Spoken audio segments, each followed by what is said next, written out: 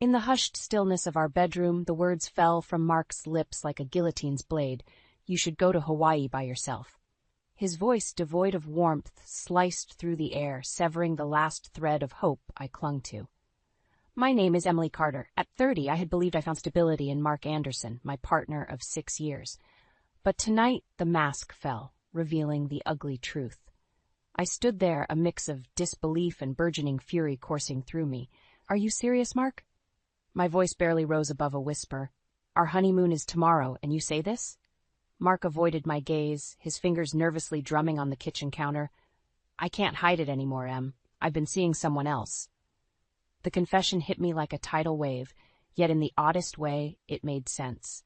The late nights, the secretive phone calls, the growing distance between us. How could I have been so blind? Who is she? The question escaped my lips, a part of me not wanting to know. It doesn't matter. What matters is I can't go with you. His nonchalant dismissal of our years together ignited a fire within me. The pain of betrayal was acute, but beneath it lay an ember of rage, fanned into life by his callousness. You're choosing her over me, over us? I fought to keep my voice steady. Mark sighed, a sound that spoke of annoyance rather than remorse. I guess I am. The starkness of his admission was a slap in the face. 6 years of love, companionship, and shared dreams, all reduced to nothing in a single conversation. Fine, I said, my voice laced with a coldness I didn't know I possessed. Enjoy your new life, Mark. I hope she's worth it. I turned on my heel and strode to our bedroom, each step fueled by a growing determination. If Mark thought he could discard me so easily, he was sorely mistaken. The pain he inflicted tonight wouldn't go unanswered. As I packed my suitcase, my mind raced. The honeymoon to Hawaii, a trip meant for two, now a solitary venture. A bitter laugh escaped me. Perhaps this was the universe's twisted way of granting me freedom. The night wore on, the silence of our apartment punctuated by the sound of my packing. Mark didn't come to the bedroom, nor did I expect him to. The man I loved or thought I loved was a stranger now. By dawn, my suitcase stood ready by the door, a symbolic severance of my ties with Mark. As I looked around the room, a room that once harbored dreams of a shared future, I felt a resolve solidify within me. Mark Anderson, you will regret this night. This isn't just a trip to Hawaii anymore. It's the beginning of your downfall. As the plane soared towards Hawaii, I, Emily Carter, sat gazing at the cloud-strewn sky, my thoughts a tumultuous storm. The seat beside me, meant for Mark, stood as a glaring reminder of the betrayal that had set me on this journey. In the confined space of the airplane, memories of Mark and me swirled around, mocking me with their sweetness turned sour. I remembered our first meeting, the laughter-filled dates, the day he proposed. Each memory, once cherished, now felt like shards of glass piercing my heart. But amidst the pain, a plan was taking shape. A plan not just of moving on, but of ensuring Mark felt a fraction of the pain he had inflicted on me. It was not just about revenge, it was about justice. The flight attendant's voice jolted me back to reality. Would you like anything to drink, ma'am?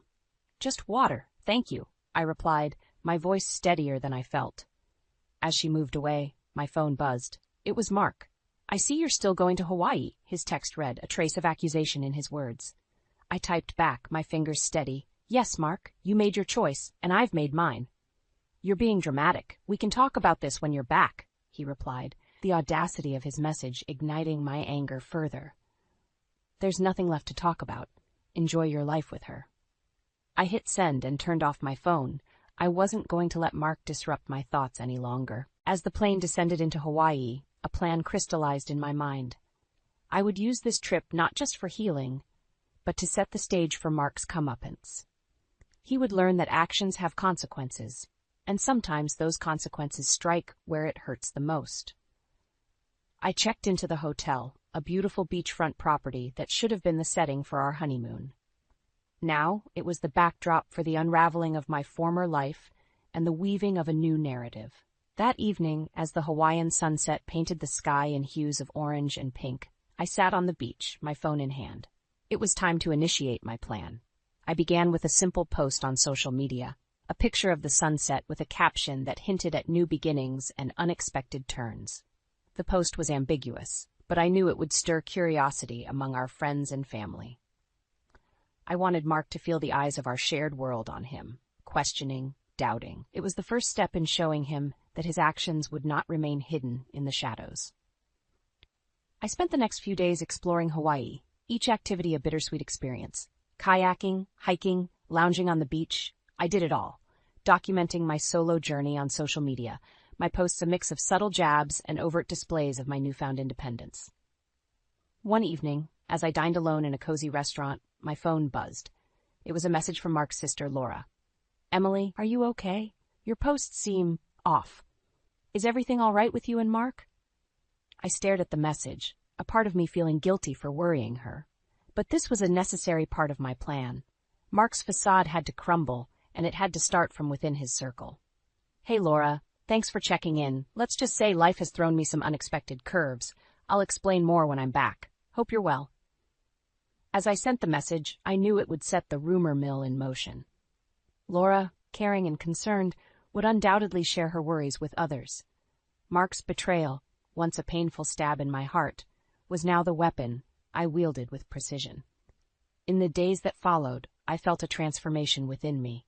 With each post, each step I took alone in Hawaii, I was shedding the skin of the woman who loved and trusted Mark Anderson. In her place stood someone stronger, fiercer, and ready to ensure that karma was not just a concept, but a reality that Mark would soon face. The Hawaiian sun cast its warm glow over the ocean, a stark contrast to the cold resolve in my heart. Emily Carter, once a believer in fairy tale endings, now played the lead in a tale of deceit and retribution.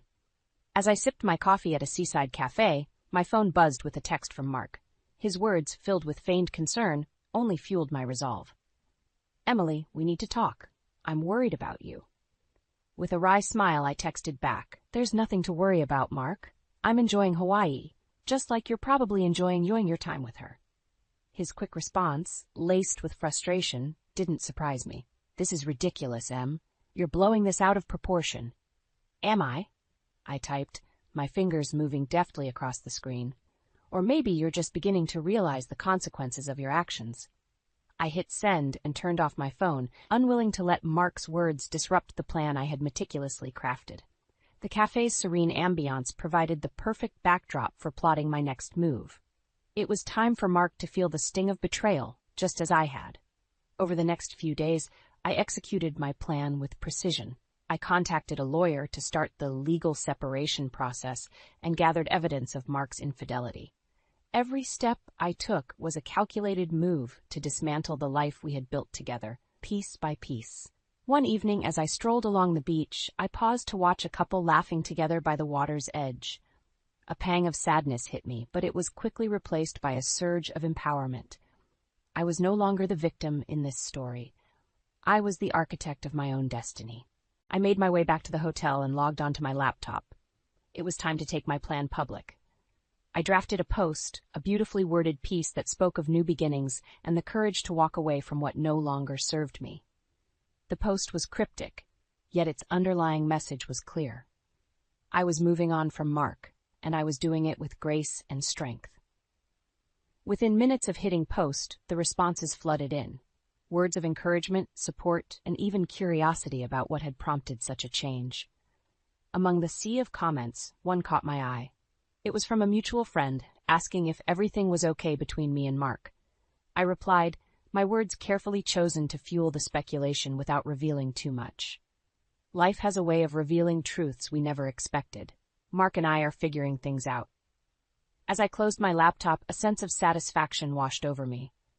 The seeds of doubt were planted, and soon they would sprout, entangling Mark in a web of his own making. The following day, as I prepared to leave Hawaii, I felt a mix of emotions. The island had been a sanctuary, a place where I rediscovered my strength, but it was also the starting point of my journey towards justice. As the plane ascended, leaving the Hawaiian shores behind, I looked out the window, my thoughts clear and focused. Mark's betrayal had set me on this path, but it was my own resilience that would see me through. I was returning home, not as the broken-hearted fiancé, but as a woman reborn from the ashes of her past. Mark Anderson's day of reckoning was just beginning. Back in my hometown, the familiarity of the streets did little to soothe the tumult in my heart. The plane's descent had been a metaphorical landing back into the reality of my shattered life. But Emily Carter was no longer the same woman who had boarded that flight to Hawaii. She was now a woman on a mission. The first thing I did upon returning was to visit my lawyer. The office, with its sterile, professional ambiance, was a stark reminder of the legal battle that lay ahead. But I was ready. "Miss Carter, I've reviewed the evidence you sent over. We have a strong case for infidelity," the lawyer stated, his tone clinical. I nodded, my resolve unwavering. I want to ensure that the divorce settlement reflects the gravity of his betrayal. "We'll do everything we can," he assured me. As I left the office, my phone rang. It was Mark. His name on the screen no longer stirred feelings of love but of disdain. "Emily, where the hell are you?" Mark's voice was laced with anger and confusion. "I'm taking care of things, Mark. Something you should have thought of before cheating," I retorted, my voice calm, yet icy. "This is crazy, Em. You're overreacting," he shot back. "Overreacting? No, Mark. I am reacting appropriately to a man who thought he could have his cake and eat it too," I said, my words sharp. There was a pause, and I could almost hear the cogs turning in his deceitful mind. "Let's just talk about this. We can fix it," he pleaded, a note of desperation creeping into his voice. "There's nothing left to fix, Mark. You broke it beyond repair," I said and hung up. The following days were a whirlwind of activity. I reached out to our mutual friends, subtly revealing the truth behind our separation. The news spread like wildfire, painting Mark as the villain he was. I also took to social media, posting pictures and updates that showcased my newfound independence. Each post was a carefully crafted jab at Mark's ego, a public display of my resilience and his downfall. But the true masterstroke came when I decided to sell the items we had bought together. The car, the furniture, the little trinkets that symbolized our life as a couple, all were put up for sale. It was a clear message to Mark. Our shared life was being dismantled, piece by piece. The day Mark found out about the sale, his reaction was explosive. He called, his voice a mixture of rage and disbelief. "You're selling our things? What the hell, Emily? They're my things, Mark, and I'm reclaiming my life, one piece at a time," I replied, my tone unwavering. "This is insane. You're destroying everything we had," he accused. "We had nothing, Mark. You saw to that when you decided to cheat," I said, and ended the call. As I lay in bed that night, the silence of my apartment was a stark reminder of the solitude that now defined my life. But there was also a sense of empowerment, a realization that with each passing day, I was moving further away from the pain and closer to a future of my own making. Mark Anderson had thought he could break me, but in his betrayal, he had unwittingly forged a stronger, more determined Emily Carter, a woman who would not rest until she had her due. The morning sun cast a golden glow over the city as I, Emily Carter, walked through the streets with a newfound purpose. The air felt different, charged with the electricity of impending change. Today was not just another day. It was the day I would set the final act of my plan into motion. I arrived at a quaint cafe, the perfect spot to meet with an old friend and a crucial ally in my scheme against Mark. As I sipped my coffee, waiting, I reflected on how far I had come. The pain of betrayal still lingered, but it was now overshadowed by a fierce determination. "Emily, it's been too long," greeted Lisa, a mutual friend of Mark and me, and unknowingly, a key player in my plan. "Lisa, thank you for meeting me," I said, my voice tinged with feigned distress. "What's going on, Em? You've seemed off lately," Lisa inquired, her concern evident. I took a deep breath, ready to spin the narrative. "It's Mark. I found out he's been unfaithful. I'm devastated, Lisa." The shock on Lisa's face was genuine. "Mark? But he always seemed so devoted to you." "That's what I thought too, but he's been seeing someone else behind my back," I said, letting a tear slip for effect. Lisa reached out, her hand clasping mine. "I'm so sorry, Emily. How can I help?" "Just be there for me, Lisa, and maybe keep this between us. I don't want to cause a scene. I just need support right now," I said, knowing full well that Lisa's nature wouldn't allow her to stay silent. "Of course, Emily. You can count on me," she assured me. As we parted ways, I knew Lisa would spread the news, igniting the flames of my revenge. She was the perfect unwitting messenger, her social connections a network through which the story of Mark's betrayal would travel fast. Over the next few days, I watched as the effects of my carefully crafted narrative began to unfold. Our mutual friends started to distance themselves from Mark, their social media interactions with him dwindling.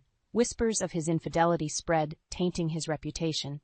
Meanwhile, I continued to present myself as the wronged yet dignified ex-fiancé. My social media posts were a blend of subtle hints at my personal turmoil and showcases of my newfound independence. Each post was a calculated move in the intricate chess game I was playing with Mark's facade. Then came the day when I learned that Mark had been passed over for a promotion at work, a direct result of the rumors that now clouded his professional image. It was a significant blow, one that would have been unthinkable just a few months ago. But now it was a reality, a testament to the power of reputation and the consequences of one's actions. As I sat in my apartment that evening, my phone rang. It was Mark, his voice a cocktail of anger and desperation. "Emily, what the hell have you been telling people? My life is falling apart." "Is it, Mark? Maybe you should have thought about that before you decided to betray me," I responded, my voice calm but firm. "You're ruining me, Emily. This isn't fair," he protested. "Fair? You want to talk about fair? You cheated, Mark. You made your bed, and now you have to lie in it," I said. The call ended with Mark's frustrated silence, a clear sign that my message had hit home. I lay back on my couch, a sense of vindication filling me. This was more than revenge. This was justice. Mark was finally reaping what he had sown, and I, Emily Carter, was the architect of his downfall. The cool evening breeze wafted through my apartment, carrying with it a sense of triumph. The walls, once a symbol of shared dreams with Mark, now stood as a testament to my newfound strength. I, Emily Carter, had turned the tables, and the sweet taste of revenge was more satisfying than I had imagined. As I poured myself a glass of wine, my phone buzzed with an incoming call. It was Mark, his name flashing on the screen like a beacon of his desperation. "Emily, we need to talk. This has gone too far," he said, his voice strained. I took a sip of my wine, savoring its richness. "Talk? What's there to talk about, Mark? You made your choices, and now you're facing the consequences. You've destroyed my reputation, Emily. My friends, my job, everything is falling apart because of these rumors," he accused, his voice laced with bitterness. "Rumors? Mark, the truth has a way of coming out. You can't hide from what you've done," I replied coolly. "This isn't you, Emily. This vindictiveness, it's not you," he pleaded. I laughed, a short, sharp sound. "You'd be surprised, Mark. Betrayal changes people. You should know. You're the expert." The line went silent for a moment. "I'll make it right, Emily. Please, let's just put this behind us," he begged. I shook my head, even though he couldn't see it. "It's too late for that, Mark. You've shown your true colors, and I've shown mine. This is the end of our story." With that, I ended the call, cutting off any further pleas from Mark. The sense of empowerment was exhilarating. For too long, I had been the victim of his deceit, but now I was the author of his downfall. Over the following days, I watched as Mark's social circle shrunk, his friends distancing themselves as the truth of his infidelity spread. His professional life, too, suffered, with the missed promotion being just the beginning of his career troubles. But the most satisfying part was yet to come. Through a mutual acquaintance, I learned that Mark's affair partner had left him, unable to handle the public scrutiny and the reality of being with a man of tarnished reputation. Mark was left alone, a pariah in the life he had chosen over me. As I sat in my living room, the walls no longer felt oppressive. They were my sanctuary, a place where I had rebuilt myself from the ashes of a broken heart. I had taken back control of my life, and in doing so had ensured that Mark felt the full weight of his betrayal. The journey had been painful, fraught with moments of doubt and anguish. But as I looked back, I realized it was necessary. It had led me to a place of strength and independence, a place where I could finally close the chapter on Mark Anderson and look forward to a future of my own making. Emily Carter, once the betrayed fiancée, was now a woman reborn, a woman who had faced her demons and emerged victorious.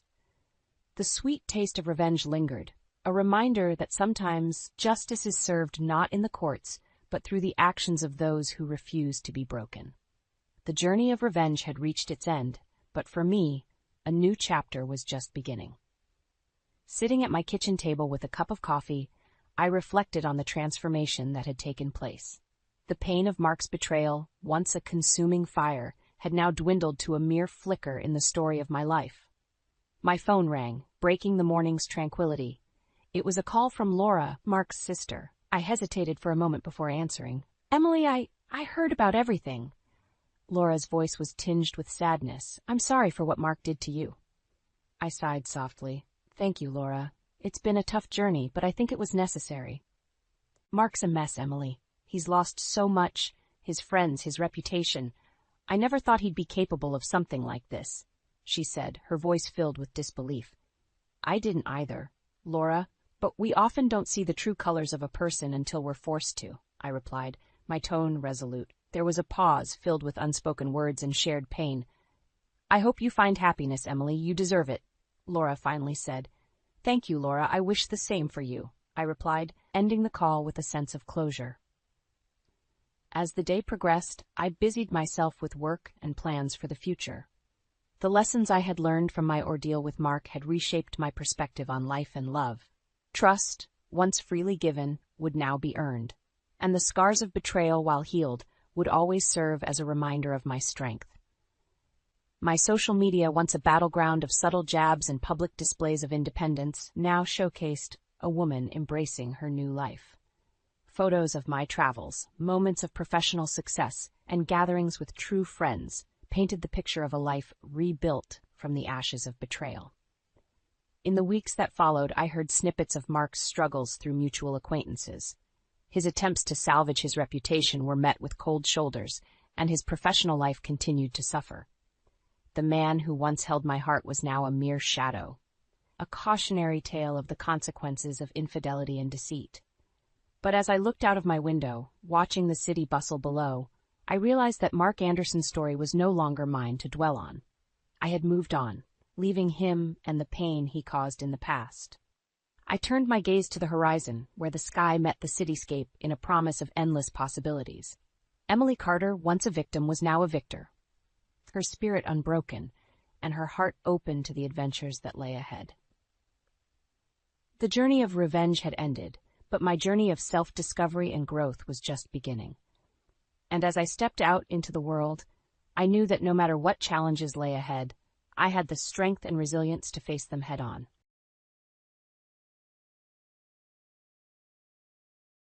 I'm a 35-year-old office worker. My husband, Kevin, is 6 years older than me, and we've been married for 9 years. Right now, I'm living with my mom for some reasons. Let me explain how this happened. 4 years ago, Kevin and I built a house. At that time, Kevin had just changed jobs, and we didn't have much money saved or a high income. Kevin used to work for a big company, but his boss constantly bullied him secretly. This caused Kevin to have trouble sleeping, and eventually he couldn't go to work anymore. He saw a psychiatrist and took a 3-month break, but when he didn't get better, he quit his job. After that, we lived on just my salary. Kevin didn't work for 3 months, but slowly started to feel better. He began eating and sleeping well again, and his psychiatrist was happy with his quick recovery. My cheerful, loving Kevin was back. He then started looking for a new job. His experience at the big company helped, but finding a job was hard because he left his last job due to mental health issues. During this time, we found a small company that needed Kevin. The salary was about 3/4 of what he used to make, but he was happy to be working again. He said it was much better than being without a job, which made me happy. This job was also in a field he wanted to work in. We wanted to have children, but it was clear that life would be tough if I stopped working. So I continued working. I also loved my job, and we decided not to have children at that time. Our life was peaceful until my mother, Sarah, was paralyzed in a car accident and needed a wheelchair to get around. My dad had passed away when I was in middle school, and Sarah had been living alone since then. Our family home was old and not suitable for a wheelchair, with many steps. Kevin then said, "I'm worried. Let's live together." Sarah and I were surprised, but I appreciated Kevin's unexpected kindness. Since Kevin had just changed jobs, we were unsure about the future, but we decided to apply for a mortgage. As we expected, it was tough to get a loan because Kevin hadn't been at his job for long. However, we were determined and didn't give up. After trying with several mortgage companies, we finally found one that worked with us and approved our loan. We bought our dream home, which I had always imagined, filled with the smell of wood, thick wooden beams on the ceiling, custom storage spaces, a kitchen tailored for my height, and spacious cypress flooring. Importantly, it was a single-story, barrier-free house, perfect for living comfortably in a wheelchair. We were excited as our house was being built and visited the construction site every day. When our carefully designed home was finished, it had a large yard where my mom, who now rarely went outside, could enjoy sunbathing. However, there was a catch with the land. It was given to us by Kevin's grandfather, who adored Kevin.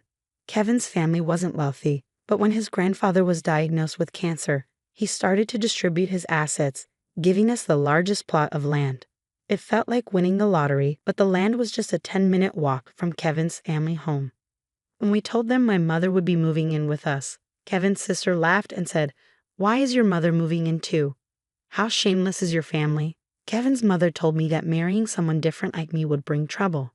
She also harshly said it was terrible for her son to have to care for an old person and called me a curse. Even then, Kevin stood up for my mother and me. He said the land was a gift from his grandfather, and no one should complain. Kevin's mother and sister are really mean. It's amazing that Kevin, who is so kind, comes from that family. He's like a beautiful flower that grew out of mud. Kevin always says his family shows him how not to be. Kevin thinks his grandfather gave us the land because he wanted us to take care of his mother in her old age. He also gave other properties away. Kevin's sister got a parking lot that's a 10-minute walk from their home. It's smaller than our land but makes good money from parking fees. Honestly, I would have preferred that, but a gift is still a gift, and we are thankful. Thanks to my grandfather-in-law, we could build our house without paying for the land and used it to help get a loan. When the house was finished, we invited Kevin's mother and his sister's family over. The builders told us they had visited the house several times without asking us. They showed up late without apologizing and said, "This is kind of like Grandpa's house, so it's like our house too." Kevin's sister came in with muddy shoes and said the house smelled nice and didn't need air fresheners. She and her husband walked around with muddy shoes, ignoring the slippers we offered. When I suggested they use slippers, she laughed and said it was too much trouble and that we could just clean the floor. The visit was uncomfortable from the start, and they didn't bring anything with them. When they saw my mother's room, which is spacious and sunny, Kevin's mother said she would like that room. My mother's room is like a duplex with its own kitchen, almost a second living space. "I want to live here," said my mother-in-law. She then told my mother, "You were lucky to have that accident, weren't you? Thanks to being paralyzed, you moved from that old shack to this nice house. Isn't that a lucky turn of events?" My mother said nothing but looked very sad. I was really angry inside, but before I could say anything, Kevin spoke up. "What did you just say? There are things you should and shouldn't say. It makes me question your humanity. I can't even believe you're part of my family. You're the worst. Apologize now," Kevin demanded firmly. Whether they were amused or not, my mother and sister-in-law glared at me. Then my sister-in-law angrily asked Kevin, "What's this all about?" "It's a total turnoff. It's not cool to invite people over and then be rude to them. Just because you built a house, you think you can act superior." The mother-in-law chimed in, "My son messed up by marrying you. You're a jinx." Kevin didn't stay silent. "Enough is enough. This mess started because of your rude comments. You said the accident was a good thing and called my wife a jinx. I will not forgive that." The mother and sister-in-law looked frustrated by Kevin's strong response. Then my mother, who had been watching everything, said with regret, "It's okay. I am here because of the accident, and it's true I moved from a rundown house to this beautiful one. Your son has always been kind to me. Thank you." Perhaps feeling guilty, the mother and sister-in-law left, giving me a nasty look. My mother then apologized to Kevin. "I'm sorry if I upset your mother and sister. I'm sorry for ruining the mood at our housewarming party." Kevin responded, "No, I should be the one apologizing. It's embarrassing how they lack decency. I'm really sorry, but I am happy to be living with you. Please understand that." With that, my mother started to tear up. Since we live near Kevin's parents' house, the neighbors all know us well. They've known Kevin since he was a child and are very kind to us. 4 months have passed since that day. We were finally settling into our new home, and my mother started to smile more when I received an unexpected call from home while I was at work. We rarely get calls from home, so it surprised me. My bad feeling was right. My mom, sounding very upset, called to tell me something awful. Kevin had collapsed at work. I was shocked and spoke to my boss right away, then rushed to the hospital. On the way, I tried to stay calm by imagining that Kevin would be okay when I got there, joking around like always. But when I arrived, it was a shock to see him with so many tubes attached to him. We had planned to go to a movie that weekend. The doctor told me Kevin was in critical condition and might not wake up. I felt like I was in a movie. I couldn't even cry. Despite my prayers, Kevin passed away at the hospital. My shock continued as my mother and sister-in-law arrived when they heard Kevin had died. My sister-in-law accused me harshly, asking if I had poisoned him or if I was after his life insurance. My mother-in-law also blamed me, saying bad things always happen around me and calling me a jinx. I was too sad to respond. Then my own mother arrived in a care driver's taxi, crying over Kevin's death, which finally made me cry too. We both sobbed loudly. My mother-in-law rudely told us to stop the fake crying. She said Kevin had changed because of me and that she didn't want to see us ever again. Then she left the hospital. A funeral director came to organize Kevin's funeral, and we went to the funeral home. Kevin had died from a brain hemorrhage, which was hard to believe since he was fine that morning. When I told my mother-in-law the funeral plans, she coldly said she wouldn't come because Kevin always sided with my mother and me. She said her daughter wouldn't come either. Many of Kevin's co-workers and friends came to the viewing, but neither my mother-in-law nor my sister-in-law and her husband were there. Many attended the funeral, and it was clear that Kevin was deeply loved. Many people cried for him. It was hard, but maybe this is just the kind of people his family were. I was happy to spend the whole day with those who truly missed my husband. After Kevin's death, I got an email from my mother-in-law, but it was inappropriate, so I didn't reply. She was asking about the life insurance money and kept emailing because I didn't respond. Eventually, she claimed she had a right to it. I chose to ignore it because I wasn't ready to deal with that. When we got home, I noticed a light on inside, which was odd. My mother, Sarah, was confused and thought we had turned off all the lights. I figured maybe I forgot because I was so upset. I told her it was understandable given the situation, and I unlocked the door. When we entered, we could hear the TV, which was very strange. Inside, we found my sister-in-law and her husband sitting there. I was so shocked I couldn't even speak. The living room was full of unfamiliar furniture and boxes. We had no idea what was happening. My sister-in-law said, "Why did you just barge in here?" "Well, it's your first time, so I'll let it slide. We're taking this house. We sold your stuff, so leave." My mother and I were completely shocked. I asked where our furniture and belongings had gone, and she casually said a resale company came and took everything, claiming we had good furniture and they got a good price for it. They bought new furniture with that money, saying, "Who wants furniture that a dead person used? It's bad luck." She added that she cared about such things and our stuff was packed in boxes. She even remarked that we must be minimalists or just poor because we had so few things. The furniture was carefully chosen by my husband and me. I couldn't forgive them for this. My mom was furious too, her face turning beet red, but she was too shocked to respond. I immediately called the resale company. After explaining the situation, they agreed to treat the items as stolen and return them. Now that my husband is gone, dealing with this was the last thing I needed. I don't want anything to do with his family, but I do want to stay in a house that's full of memories of him. While I was wrestling with these feelings, my mother quietly said to me, "What do you think Kevin would say if he were here now?" "He might say we should leave. I'm sure he would." Kevin often mentioned it's good to spend time with people who understand you, but there are some people who will never understand no matter how much you try. It's a waste of time dealing with those people. He was actually talking about his own mother and sister. I realized that if we stayed, his family would keep interfering. Acting on impulse, I signed a lease for an accessible apartment. My mom was surprised by how quickly I made that decision. I asked the resale company to hold on to the furniture for a few days, and it was moved to our new apartment 3 days later. In exchange for moving out, I made my mother-in-law and sister-in-law promise to cut ties with us. So a new life began for just my mother and me in the apartment. It turns out Kevin had many life insurance policies, almost obsessively so. He used to joke always with a smile, "When I die, you guys will be rich." True to his word, he left enough money for my mother and me to be comfortable for the rest of our lives. Since he couldn't secure a mortgage when we bought the house, I, being employed at a major corporation, bought the house in my name. I made sure that even if something happened to Kevin first, I wasn't going to keep paying a mortgage for a house I wouldn't live in. According to our agreement, the house would be auctioned off if the mortgage wasn't paid for 4 months. Time flew by, and 4 months passed quickly.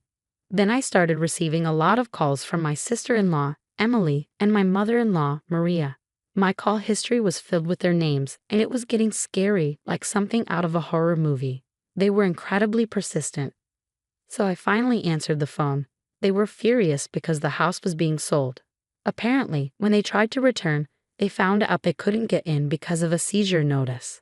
Emily and her husband had moved out of their apartment since Kevin passed away, and Emily had also quit her job.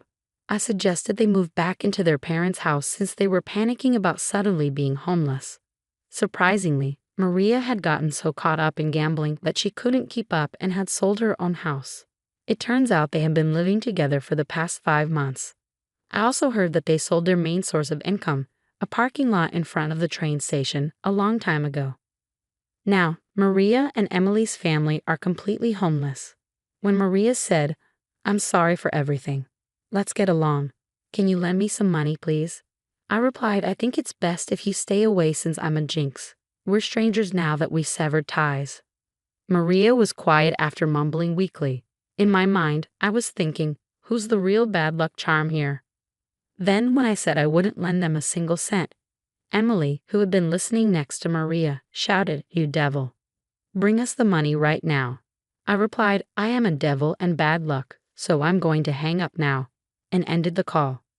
In reality, I involved a lawyer for the past 5 months to push for the auction of the house. I thought it was an unusual case, but apparently, it's not that uncommon. The house was sold without any major issues, giving our family a moment of peace. We plan to find a new home with the money Kevin left us. Since it's just my mother and me, we don't need a big house. We'd rather prioritize security as 2 women living together. So I chose a condominium with minimal noise disturbance. I remember something my husband always said when we built our home. People can get energy from the sun, so let's create a place where your mother can enjoy her hobby of reading in the garden without feeling self-conscious. With those words, he had made a spacious courtyard for her. So I looked for a condo with a large balcony where she could enjoy her coffee and read. It's smaller than our previous home, but the room is spacious enough to house the furniture my husband probably chose. The piece of land that was gifted to us by Kevin's grandfather was expansive, and the house sold for more than expected. With that money, we're moving forward.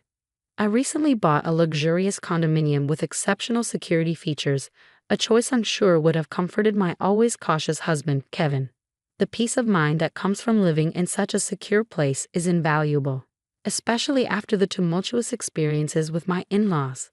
Life has taken a dramatic turn since Kevin passed away. Amidst my grief, I've been dealing with the fallout from his family's actions, which frankly has been draining. Following the auction of the house, Kevin's mother, Maria, and his sister found themselves without a place to live. Despite their desperate attempts, including trying to borrow money from neighbors, they couldn't secure any financial assistance and ended up in public housing. Living in public housing, they continued their old habits, causing disturbances that have started to concern the community. For instance, they recently had a barbecue on their small balcony, an act that left many locals in disbelief given the limited space and safety concerns. Such thoughtlessness seems typical of them and reflects the disregard they've always shown for others' comfort. Moreover, their financial difficulties appear to have led to frequent loud arguments that disrupt the nightly peace, an auditory testament to their ongoing strife. My sister-in-law's husband has since left, leaving just her and Maria to fend for themselves. Their situation is a stark contrast to the quiet, stable life I now lead with my mother. We're both 2-person households, but while my home is a sanctuary, theirs is a source of constant conflict and unease. It's become so disruptive that neighbors are banding together, hoping to evict them to restore some semblance of peace. It's a harsh reminder that no matter where you go, being a nuisance can make you unwelcome. Reflecting on these events, I realize how the phrase, "what goes around comes around," rings true.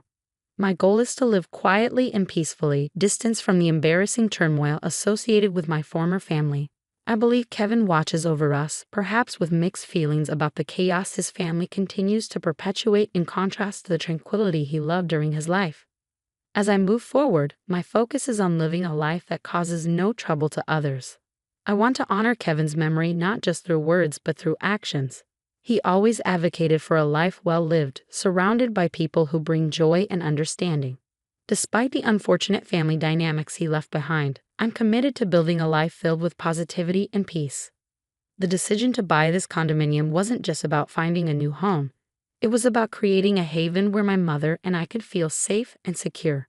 The quiet, the order, and the absence of drama allow us to enjoy each other's company and focus on the things that truly matter. It's smaller than our previous house, but every corner of this new space is cherished, every moment of silence savored. I've learned a lot about resilience and moving forward. The memories of Kevin, filled with love and laughter, inspire me every day. They remind me of the importance of living authentically and compassionately, ensuring that his spirit of kindness is carried forward. Living well is perhaps the best tribute I can offer to a man who gave so much and asked for so little in return. In this new chapter, amidst the serenity of our chosen sanctuary, I am determined to live not just for myself, but in a way that would make Kevin proud.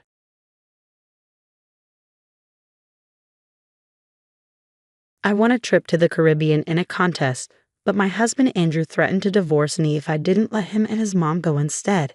He used the trip as leverage to get his way. His mom seemed pleased with his plan. I couldn't let them get away with it. I'm determined to get back at them. My name's Lillian, and I'm 32 years old. I work a regular job and have a son named Andrew.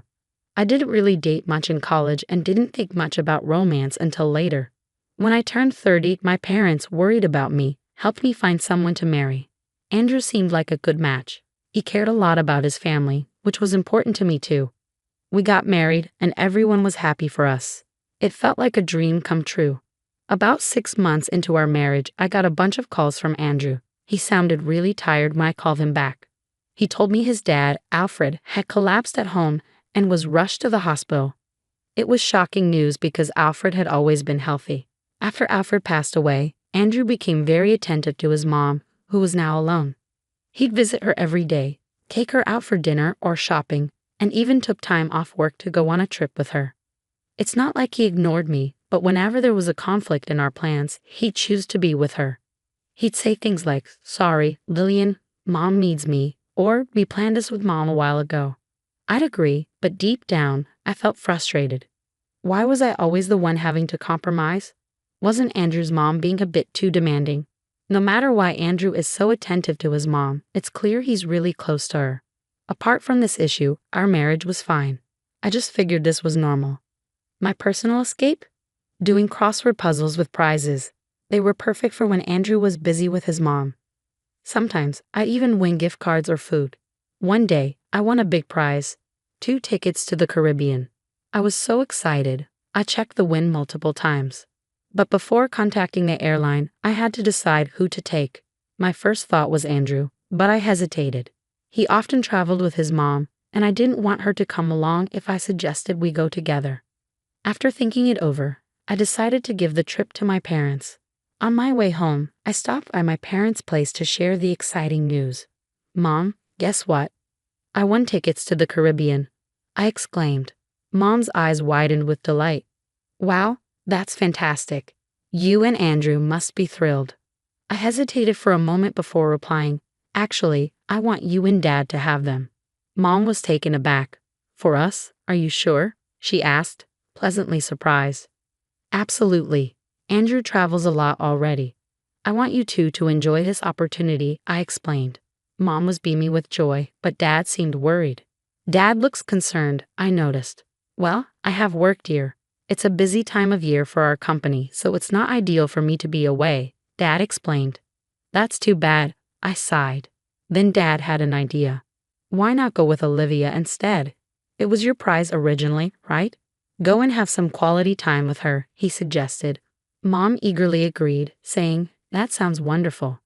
Feeling excited and grateful, I applied for leave the next day, which was quickly approved. I then contacted the airline to let them know my parents would be using the tickets. On my way home from work, I stopped by a bookstore and bought a guidebook for the Caribbean trip. It had been ages since Mom and I had traveled together, and I was genuinely thrilled. But when I got home, something unexpected awaited me.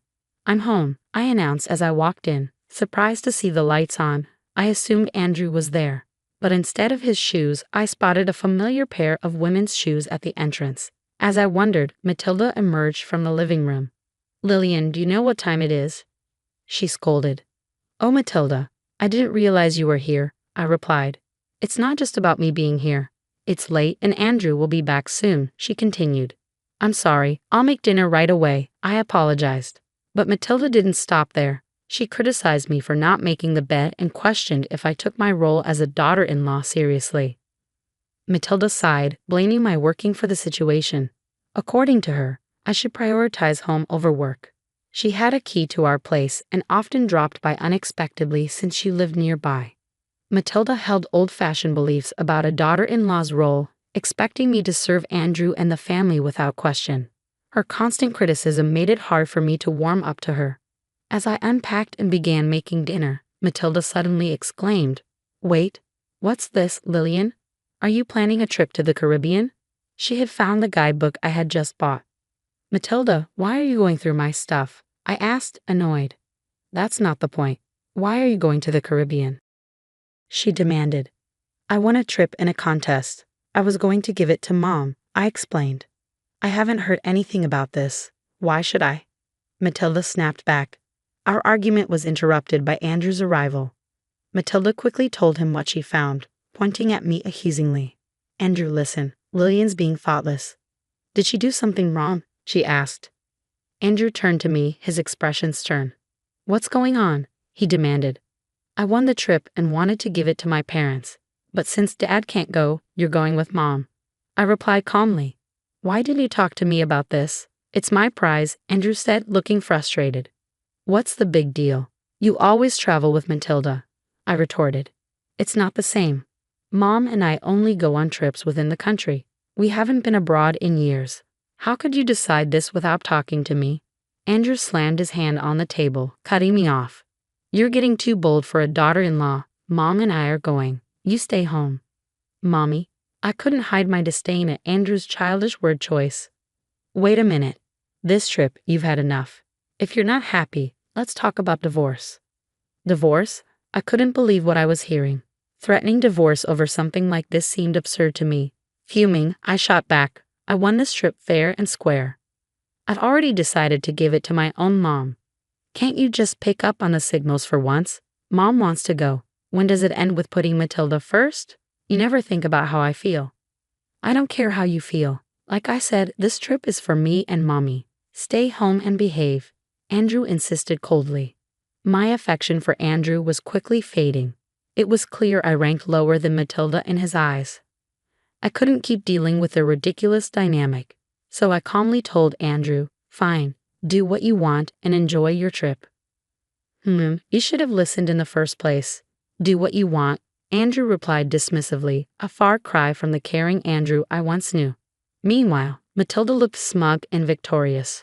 I decided to leave the house while they were away on their trip. I resolved to let Andrew and Matilda have their vacation this time. The next day, I called the airline to change the names on the tickets to Andrew and his mom. But the operator sounded worried as they told me, "I'm sorry, but once the participants are confirmed, we can't change them." "Is that so?" I asked, feeling disappointed. "Yes. Plus, this ticket requires the actual winner to be one of the travelers. So if it's your husband and mother-in-law, the ticket won't work," the operator explained. "So if I don't go, the ticket is useless," I clarified. "Exactly. Please check the documents we sent you. They mention this condition," they advised.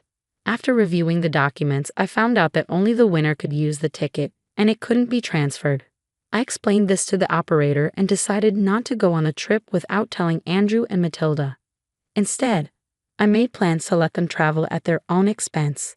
That evening, when I got back from work, I casually brought up the Caribbean trip to Andrew. "Hey, about the trip," I started. "Yeah? Did you talk to the airline? Are Mommy and I all set to go?" Andrew asked eagerly. "I did call them. Here are the winning documents and the tickets. I only need the tickets. I won't bother reading the documents," I replied. "But there might be important details in there, especially since it's an international trip," Andrew suggested. "I don't think I need to. Mommy and I have got it covered. We're efficient, unlike you," I retorted. Fine, whatever. I'll leave them here just in case, Andrew said, sounding annoyed. As I expected, Andrew didn't bother to read the documents. On the day of the trip, after making sure Andrew had left, I packed my bags and went to my parents' house. While unpacking, as I anticipated, I got a call from Andrew. As soon as I picked up, he started shouting. "Hey, what's going on?" "They're saying the ticket can't be used," he exclaimed. "That's right. If the winner doesn't go, the ticket is invalid," I explained calmly. "What? Why didn't you tell me this earlier?" Andrew demanded. "I did tell you, remember? I mentioned it might be a good idea to read the instructions," I reminded him. "You mean it was written in those documents you gave me?" Andrew asked, sounding frustrated. "Exactly. It's your fault for not reading." "This is ridiculous. So how are we supposed to get to the Caribbean?" Andrew asked, his tone getting more agitated. "Well, the operator did mention that if the winner doesn't go, you'd have to pay the full price," I replied matter-of-factly. Clearly caught off guard by the situation, Andrew sounded frantic. I could hear Matilda's voice in the background, indicating they were both in distress. "Andrew, what did Lillian say?" Matilda demanded. "Mommy, if Lillian doesn't have to pay for the trip." Andrew started to explain before handing the phone to Matilda. "Let me talk to her. I can't deal with this anymore," she demanded. I decided to let them sort it out themselves and hung up silently. It didn't take long before Andrew called back. "Hello," I answered, expecting more drama. "What is it now?" "I'm busy," I said coldly. "It's not. What is it?" Andrew sounded flustered. "I tried to buy the tickets, but the credit card isn't working," he explained. "Huh? I don't know anything about your card," I replied, puzzled. "It's not mine. It's your card," Andrew clarified. "Oh, so you're saying you used my card without my permission?" I accused. "I just need to fix it now. When I checked my wallet this morning, my card was missing." "I had a hunch and immediately froze it. I knew you stole it," Andrew retorted. "Are you kidding me? I was planning to shop with that card abroad." "Always messing things up, you jerk," I fired back. "You freaking witch." Andrew snapped. He showed no remorse for taking the trip or for using my card without permission. This guy always put himself first. Fed up with his behavior, I coldly told him off. "A jerk? Who were you calling that after mocking others all the time?" "You should just go to hell," I exclaimed. "What? Who are you talking to like that?" Andrew asked, sounding offended. "Who do you think? Calling out for Mommy is honestly creepy. If you love Mommy so much, why don't you two just stay together?" "I can't handle you, a mama's boy. There's no value in us being married," I declared. "Hey, calm down. If you keep this up, we'll divorce," Andrew threatened. "Fine by me." I was thinking the same thing. "I've left the house and don't plan to come back. Enjoy your time abroad with your beloved Mommy. Hope you both drown in the Caribbean." I shot back before hanging up, feeling both angry and relieved. Furious, I ended the calls and blocked Andrew and his mother. Then, I went to a law firm my dad suggested and started the process of ending my marriage. When I looked at our savings to divide our assets, I saw that our joint account was empty. Andrew had taken out money multiple times, all around the time he went on a trip with his mom. It was clear he used the money for their travels. And he also used my credit card without asking. I demanded a big payment from him. As a result, he ended up owing money and was being chased by creditors. His mom, who used to get whatever she wanted, now had a strained relationship with Andrew, arguing with him every time they saw each other. It's funny how things turned out considering how spoiled he used to be. Meanwhile, I decided to stay with my parents for a while. I've caused them worry, so I want to make it up to them by living with them and taking care of them. Honestly, I'm done with marriage. What's really important is having a loving family. Going through this divorce made me realize that all over again.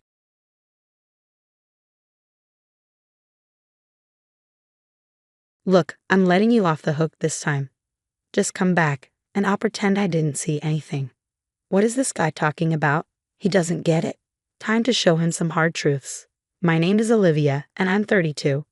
I've been married to my husband Mason for a year now. We met at a friend's party, hit it off, started dating, and eventually got married. We're not getting any younger after all. Mason isn't the most exciting guy, but he's calm and steady. I thought we'd be together until we were old. We both work, so we don't have to worry about money. We got married without overthinking it. I do most of the housework since we're both busy with our jobs. Mason never helps. He's either relaxing or leaving early, rarely home. But I never found housework a burden. My parents live like this too, and I thought this was how a wife's life should be. I have a regular 9-to-5 job and no major hobbies. Mason and I were never very talkative. We respected each other's space, and it was never a problem. Life just went on. One night, Mason came home late, probably from drinking with coworkers or friends, who knows. I welcomed him. "Mason, you're home late. Had a long night out, huh? Dinner's still there if you want it. But I guess you're not eating this late, are you?" He turned around, said nothing, and walked into the living room, ignoring me. I sighed. Here we go again. Whenever Mason is in a bad mood, he gets very quiet, so I figured something at work or during his night out must have upset him. Best to let him be. I know better than to bother him when he's like this. I felt his presence from the living room but shrugged it off and went to bed. He'd probably be back to his cheerful self by morning. It was the same old story, and I didn't give it a second thought. The next morning, while I was preparing breakfast, Mason came into the kitchen. "Good morning," I greeted him cheerfully. Mason glanced at me, grabbed some milk from the fridge, and left without a word. I was a bit surprised by his coldness. It wasn't like him. He still seemed to be in a bad mood. I never thought I'd see the day when he would act like this. We both valued our independence and space. I hadn't tried to talk to Mason directly, so I decided to wait and see. I continued preparing lunch boxes for both Mason and myself. However, things didn't go back to normal that easily. Mason remained distant the following night and the day after. At this point, I was genuinely concerned. Days turned into weeks, and Mason continued to give me the silent treatment. I tried reaching out through WhatsApp and even left him notes, but he ignored it all. However, he'd eat the meals I prepared. I noticed the empty lunchbox in the sink, so I knew he ate the packed lunch. So I put a note in a cooler bag. I thought if he found a note while enjoying a lunch I made with love, he'd have to react. But that was another miss. Mason said nothing. Before I knew it, over a month had passed in a strange silence. I felt helpless. I had tried everything, but nothing worked. Then, one evening, I took a drastic step. I deliberately didn't prepare dinner. Every evening, I made dinner when I got home. But what if I didn't? How would Mason, who's been ignoring me, react? I decided to find out. When Mason came home, I pretended to be watching TV in the living room. Mason came into the living room and looked intently at the table where dinner usually waited. But tonight, the table was empty. After looking at the barren table, Mason turned his gaze to me. Holding my breath, I waited for him to say something, but he walked into the living room in complete silence. I heard the front door open and shut with a bang. I was stunned. Why am I being ignored like this? I had no idea. I was left bewildered, sitting alone on the living room couch. The next morning, I woke up and went to the living room. Mason was already gone. Did he go to work already? Curious, I looked on the living room table and found a note. Reading the words on it, my eyes went wide. "Stop skipping out on your wifely duties," it read, scribbled hastily in messy handwriting. Something inside me snapped. That's it. I'm done. Why do I have to keep pleasing Mason? Is this going to be my life forever? We were never a clingy couple, but this is just unacceptable. There's no reason for him to do this, nor an opportunity for me to even ask about it. For the last month, the stifling silence in the house has been unbearable. I wrote next to Mason's scribble, "I'm going back to my parents' house." I quickly packed up my things and went home. My sudden arrival surprised my parents, but after I explained how Mason had been ignoring me for over a month without any apparent reason, they understood and welcomed me warmly. It felt good to be in an environment where I could have a normal conversation. For now, I decided to stay here and see how Mason reacts before deciding on my next steps. I didn't hear from Mason the day I left. Knowing him, he's probably assuming I'm just trying to make a point and will continue to ignore me. Well, let's see how long this lasts. Days turned into weeks, and there was still no call or message from Mason via WhatsApp or any other means. He didn't even bother to visit my parents' house. Before I knew it, half a year had passed. I had nearly forgotten about Mason altogether. Then one day, as I was leaving my parents' house to go shopping, there he was. Mason, standing with a defiant and angry expression. I was shocked and froze in my tracks. Mason just glared at me, still not saying a word. Is this game still going on? It was almost laughable how silent Mason was. But then, in the next moment, he tried to walk into my parents' house without saying a word. "Whoa, hold on there." I stopped him. Mason looked at me, his face a mix of anger and disbelief, but still silent. I warned, "Don't just walk in. I will call the police." Finally, after more than 6 months, Mason spoke, a snide smile on his lips. "Look at you, acting all high and mighty. Since when do you get like this? Just because you're at your parents' house doesn't mean you can talk to me like that." I remembered Mason being a bit rough around the edges, but not like this.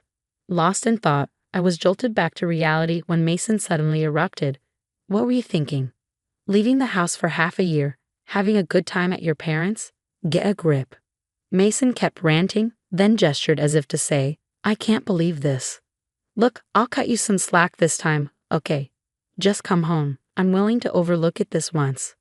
Mason spoke so condescendingly. I calmly responded, "I think you're confused. You and I are strangers now, you know?" Mason's face went blank, then turned red with rage. He started yelling again. "What are you saying? Have you lost your mind? We're married, aren't we? Stop playing games." His intense outburst silenced me for a moment. He kept yelling, "I'm saying I'll forgive you this time, so stop messing around and pack your bags." At that moment, my own anger boiled over. He talked like he was doing me a favor by forgiving me, as if I'd done something wrong. That infuriated me even more. Moreover, it seemed Mason had no clue what had happened in the last 6 months. Finally, I snapped at Mason, who was still yelling. "I received divorce papers from your mother, signed them, and already filed them with the court. So we're not married anymore. Got it? We're strangers. Total strangers. Understand?" I emphasized the word strangers, and Mason looked at me, his face drained of color. He seemed genuinely shocked. "Here's what happened," I continued. "A month after I moved back to my parents' home, your mother, Helen, called me to a cafe near our house. We had never been close, and I hadn't seen her for a while. After brief pleasantries, she handed me an envelope. "What's this?" I asked, tilting my head. "Open it. Even you will understand," she said. I opened the envelope and pulled out the paper inside. It was a divorce petition, already signed and stamped by you. Confused, I looked at Helen. The eyes of your mother, who was glaring at me, were the same as yours, full of disdain. While putting the divorce petition back into the envelope, I asked her, "So, is this Mason's doing? Did he say anything to you about this?"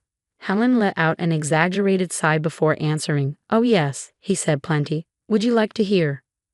I smiled at her and replied, "Yes, please go ahead." She launched into her story. According to her, Mason had been bad-mouthing me for a while now, saying that I was a useless and incompetent wife who stopped doing any housework after we got married, that I quit my job and lazed around at home all day, and that whenever something didn't go my way, I would run back to my parents and act like a spoiled child. Helen's eyes never left mine as she spoke, and it was clear she believed every word of Mason's lies. There was no point in arguing with her, I thought. When she was done talking, Helen finally asked, "So what are you going to do? Not that I want to meddle, but you're being pretty awful, you know." By the time I walked out of that cafe, my mind was made up. I smiled and told her, if he wants a divorce, then that's what he'll get. Helen glared at me one last time, slapped some money on the table for her share, and walked out of the cafe. I went straight to my parents' house, signed the divorce papers, and submitted them to the court the very next day. While I was explaining all of this, Mason's face turned increasingly pale. It seemed he hadn't been informed by Helen at all. But honestly, I didn't care. After all, I had already trusted Helen with the signed divorce papers. Mason must have had the same idea in mind, I figured. Once I finished telling my side, Mason blurted out in a panic, "No, you've got it all wrong. I only filled out those divorce papers to keep my mom off my back. I never intended to submit them. They're invalid." Panicked or just confused, he started making no sense. "Besides, you're the one who will suffer if we divorce. So let's go to the court right now and have them withdrawn." I gave Mason a cold stare, then tilted my head.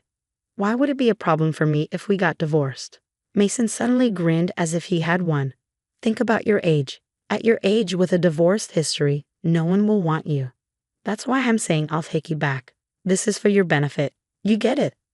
I'm saying we can pretend the divorce never happened and you should be happy, Mason said, his arrogance and delusional thinking palpable. I couldn't help but roll my eyes. Listen, we're not kids. A divorce doesn't just get erased. And for the record, I'm already married to someone else. Mason's jaw dropped and he went silent. What? Really? Do you want me to repeat myself? I'm married to someone else. Mason, who had a look of disbelief, suddenly started making a fuss. That's a lie. You're just trying to look good, aren't you? You're making up stories to get me to go away, aren't you? You're really making a fool out of me. You know that such lies won't work. As I was wondering how to explain to this idiot, a presence came from behind me, and a man appeared at the entrance. The man looked at me and Mason alternately, looking confused. Mason, for his part, was surprised to see a stranger coming out of my parents' home and fell silent. When I looked at the man, he tilted his head and asked, "Is something wrong?" Feeling awkward, I smiled and turned to Mason. "This is my husband, Noah." Noah greeted Mason with a slight, skeptical nod. Mason took a step back and looked up at Noah. It made sense. Noah was a former national rugby player with an imposing physique. Overwhelmed by Noah's appearance, Mason suddenly started to make excuses. No, you've got it all wrong. My old boss told me you've been married for about a year now, and your wife might start to get a little uncomfortable. Better put her in her place, he said. So I did, and guess what? Turns out he got dumped by his wife and kids. What a fool, right? I was just doing what he told me to do. I never wanted to do any of that stuff. You understand, right, Olivia? I looked at Mason with a gaze filled with disgust, fed up with his pathetic excuses. Mason looked puzzled, maybe because my reaction wasn't what he expected. Then Noah spoke up. Sorry, but could you leave immediately and never come back here? If you approach Olivia again, I'll call the police. As he said this, Noah firmly pushed Mason out of the doorway. Intimidated by Noah's force and determination, Mason fled the scene. For a while, we both remained wary, concerned that Mason might harbor a grudge and do something irrational. But days turned into weeks, and we never heard from him again. One day, curiosity got the best of me, and I reached out to a mutual friend to inquire about Mason. We began by catching up on casual topics, but when I asked about Mason, our friend sighed and filled me in.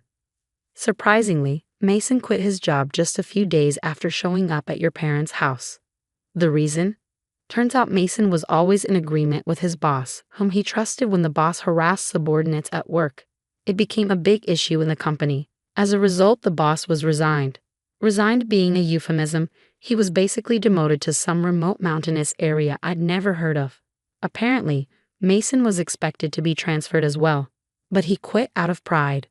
According to our friend, he's still jobless. He's been looking for work, but his arrogance has hindered his efforts. Even when recruiters offer him opportunities, he declines interviews. Furthermore, news of him quitting reached his mother, who then disowned him due to her own extreme personality. Finally, our friend said he blames everything on his old manager and just drowns his sorrows every day. At this rate, he'll ruin his health before he ever finds another job. It's a mess. I hope he finds a new spouse or something, but that's unlikely. We both chuckled as we hung up the phone. Mason seemed to be drowning his days in job hunting and drinking. Thanks to him, I am now living a peaceful life with Noah. Interestingly, Noah was actually my colleague. Upon hearing about my divorce, he had eagerly pursued me. Though we started dating only 6 months after my divorce, which made me somewhat hesitant, I was quickly drawn to his confident manner and kind personality.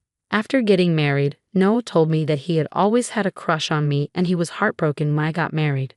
I laughed and apologized for not noticing his feelings sooner. Noah helps me around the house, a task I used to handle alone. Whenever we eat together, he always says how delicious the food is with a smile. It's these little things that make me incredibly happy, something I never expected. I was probably numb to it all, having grown up with old-fashioned parents. Now I am living a sparkling married life with Noah, who always delights in even the most ordinary things.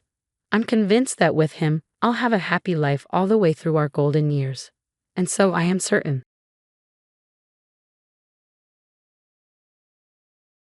Effie, my mother-in-law, told me that if I didn't go on the trip she planned, I wouldn't be considered part of the family anymore because I married her son, Cody. She wanted Cody to agree with her.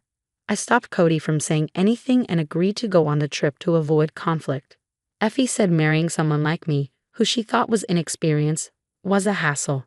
She warned that if I didn't come, she would consider divorcing Cody and would teach me things her way.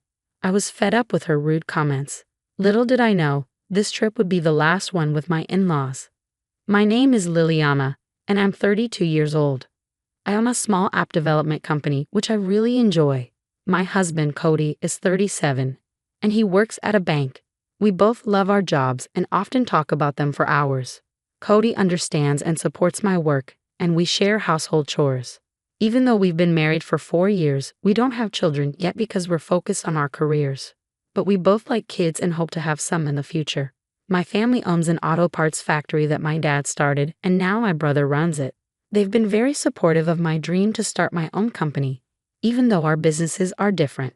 I often seek advice from my dad and brother, who are also business owners. They've always been there for me, so my family is a big support in my life. Cody's family owns a small factory, and since he was their only child, they expected him to take over one day. But Cody had different plans. The factory wasn't doing well, and his dad, Andy, was thinking about closing it down. Running a small factory is tough these days. When Cody was young, he often overheard his dad talking to bankers on the phone. He even met a friendly banker during a visit to the factory and started going to the bank with his dad just to see him. That's how he got interested in banking. Cody worked hard to make his dream of becoming a banker come true, and now he works at a big bank. Even though everything might seem okay between Cody and me, our marriage isn't going well. Cody's mom, Effie, doesn't think highly of my job.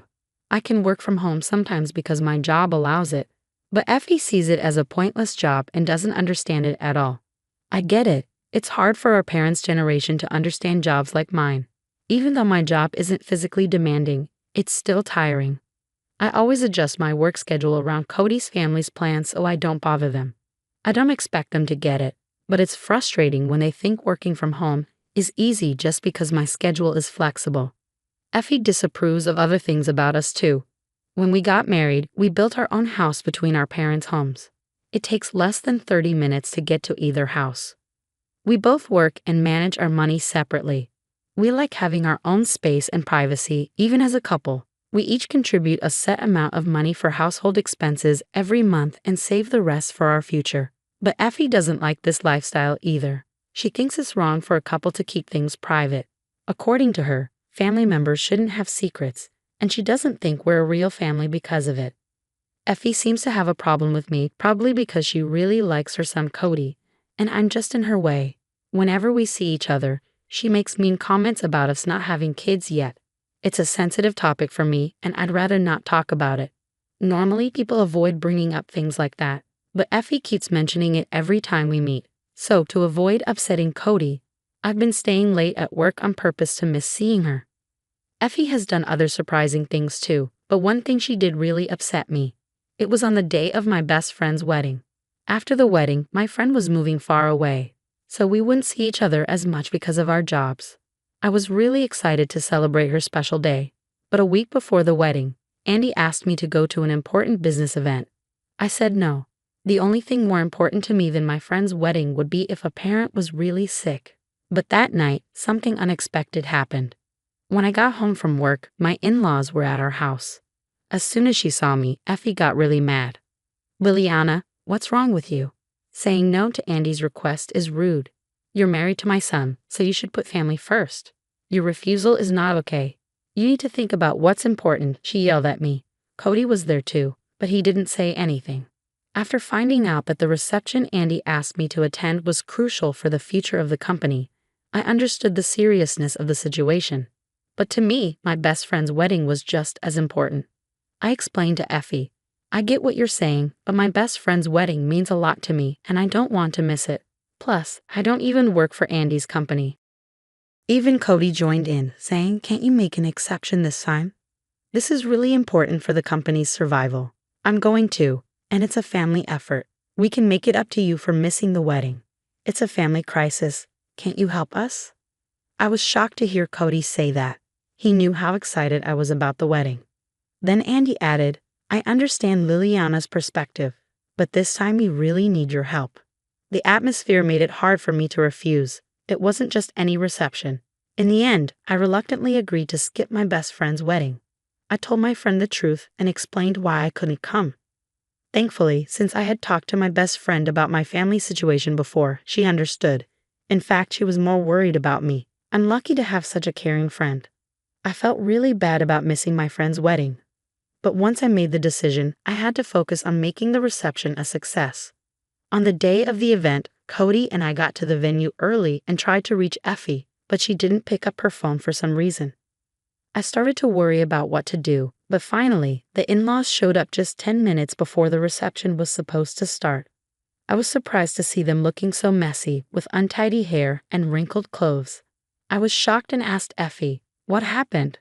Why do you look like this? Today's reception is important, isn't it?" She awkwardly replied, "I overslept, Liliana. Just make sure you behave yourself." I was really tempted to snap back with, "I don't need advice from you," but somehow, I managed to keep my cool. I have to give myself credit for staying calm during the reception. Effie, not great at talking politely, made a bunch of rude comments to our guests. She probably thought they were jokes, but their uncomfortable smiles showed they didn't find them funny. As I expected, we didn't get the contract we were hoping for, and the reception was a flop. I couldn't help but think I should have gone to my best friend's wedding instead. I was really angry that I got dragged into such a disaster, messing up my plans and causing problems with the in-laws. What made it worse was that they didn't admit they did anything wrong. They acted like it was the guests' fault for not sealing the deal after such a fancy reception.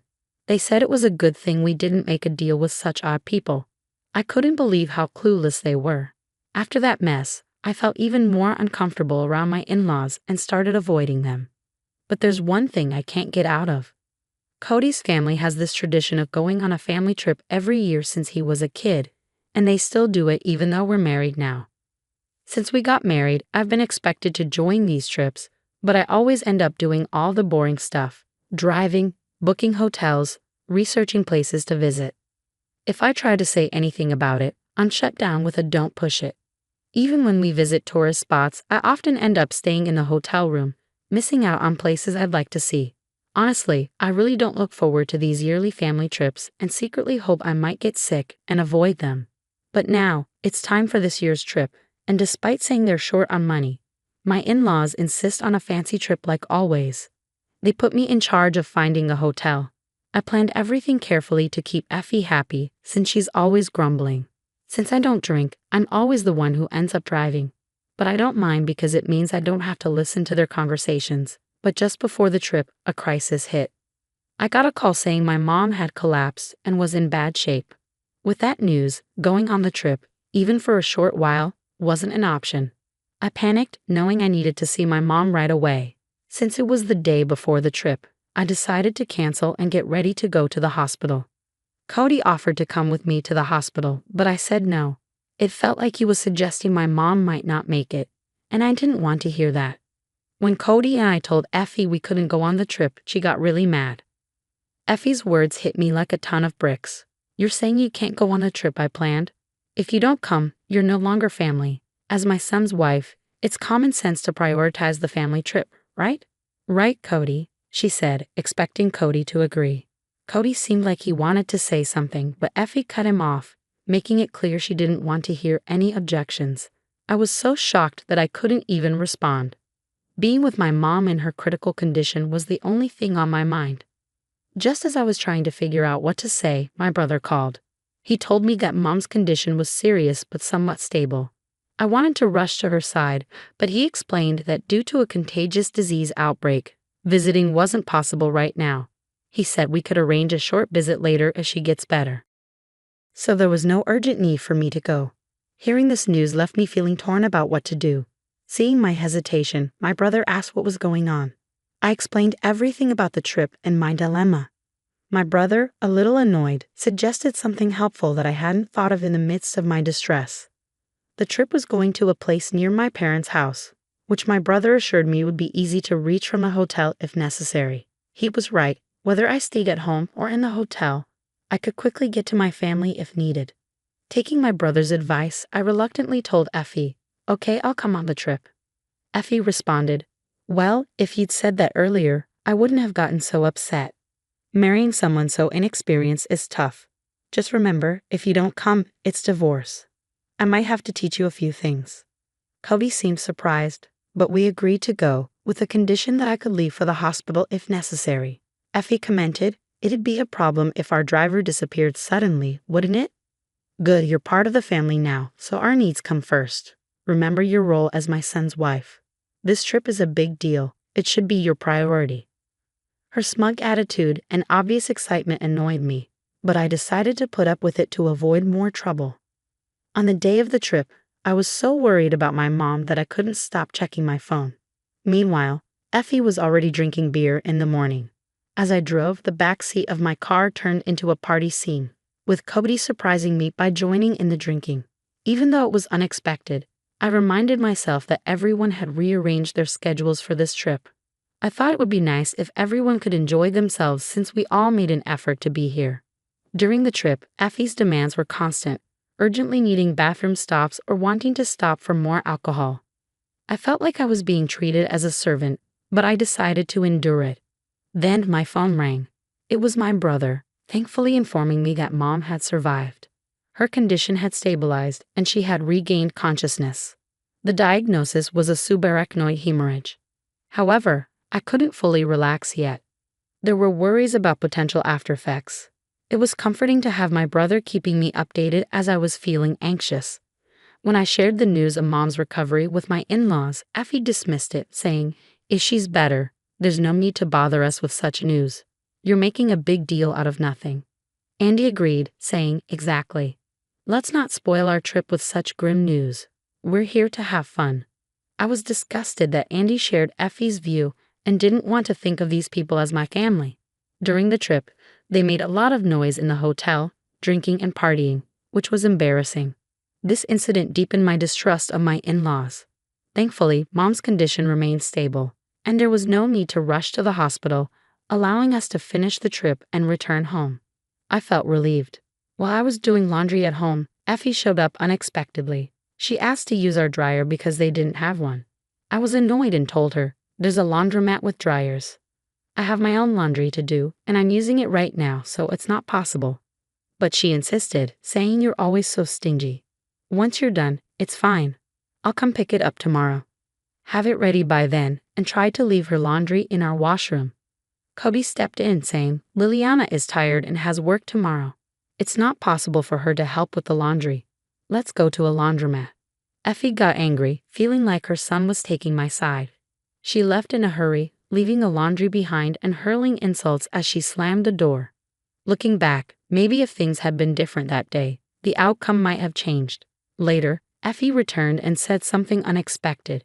She told me, "During the trip, I noticed something, Liliana. You seem unaware of being married to Cody. We might face similar situations in the future. Since we couldn't talk about it, I've decided that Liliana should make a decision." Then she placed a family contract and divorce papers on the table. I was speechless. What on earth was a family contract? It seemed ridiculous and confirmed my belief that she couldn't have a normal conversation. But Cody surprised me with his response. He said, "I have something to say. If you keep forcing your opinions on us, I'll cut ties. I can't deal with this anymore." "What do you think, Liliana? You're not a servant or housekeeper. You're not the one who's mistaken about your position." Effie was stunned. Up until now, Cody rarely spoke up against her. It wasn't because he agreed with her, but because he wanted to avoid conflict. After Cody spoke, Effie's anger turned towards me. "You've changed Cody since you married him. He used to be so sweet. It's crazy for him to talk to me like that." "You must have brainwashed him, turned him back into the old Cody," she accused, confronting me. She believed I had manipulated Cody into defying her. Then, Cody defended me even more. "You're the one doing the brainwashing here. You always fly off the handle without listening to anyone's opinions. Honestly, you're a toxic parent. You never let me live my own life after I got married. Instead of calming down, you're attacking Liliana. Enough is enough.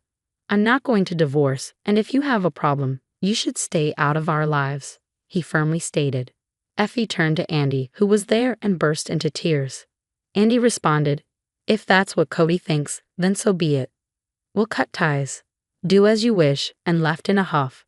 I was surprised but relieved that Cody stood up for us like that.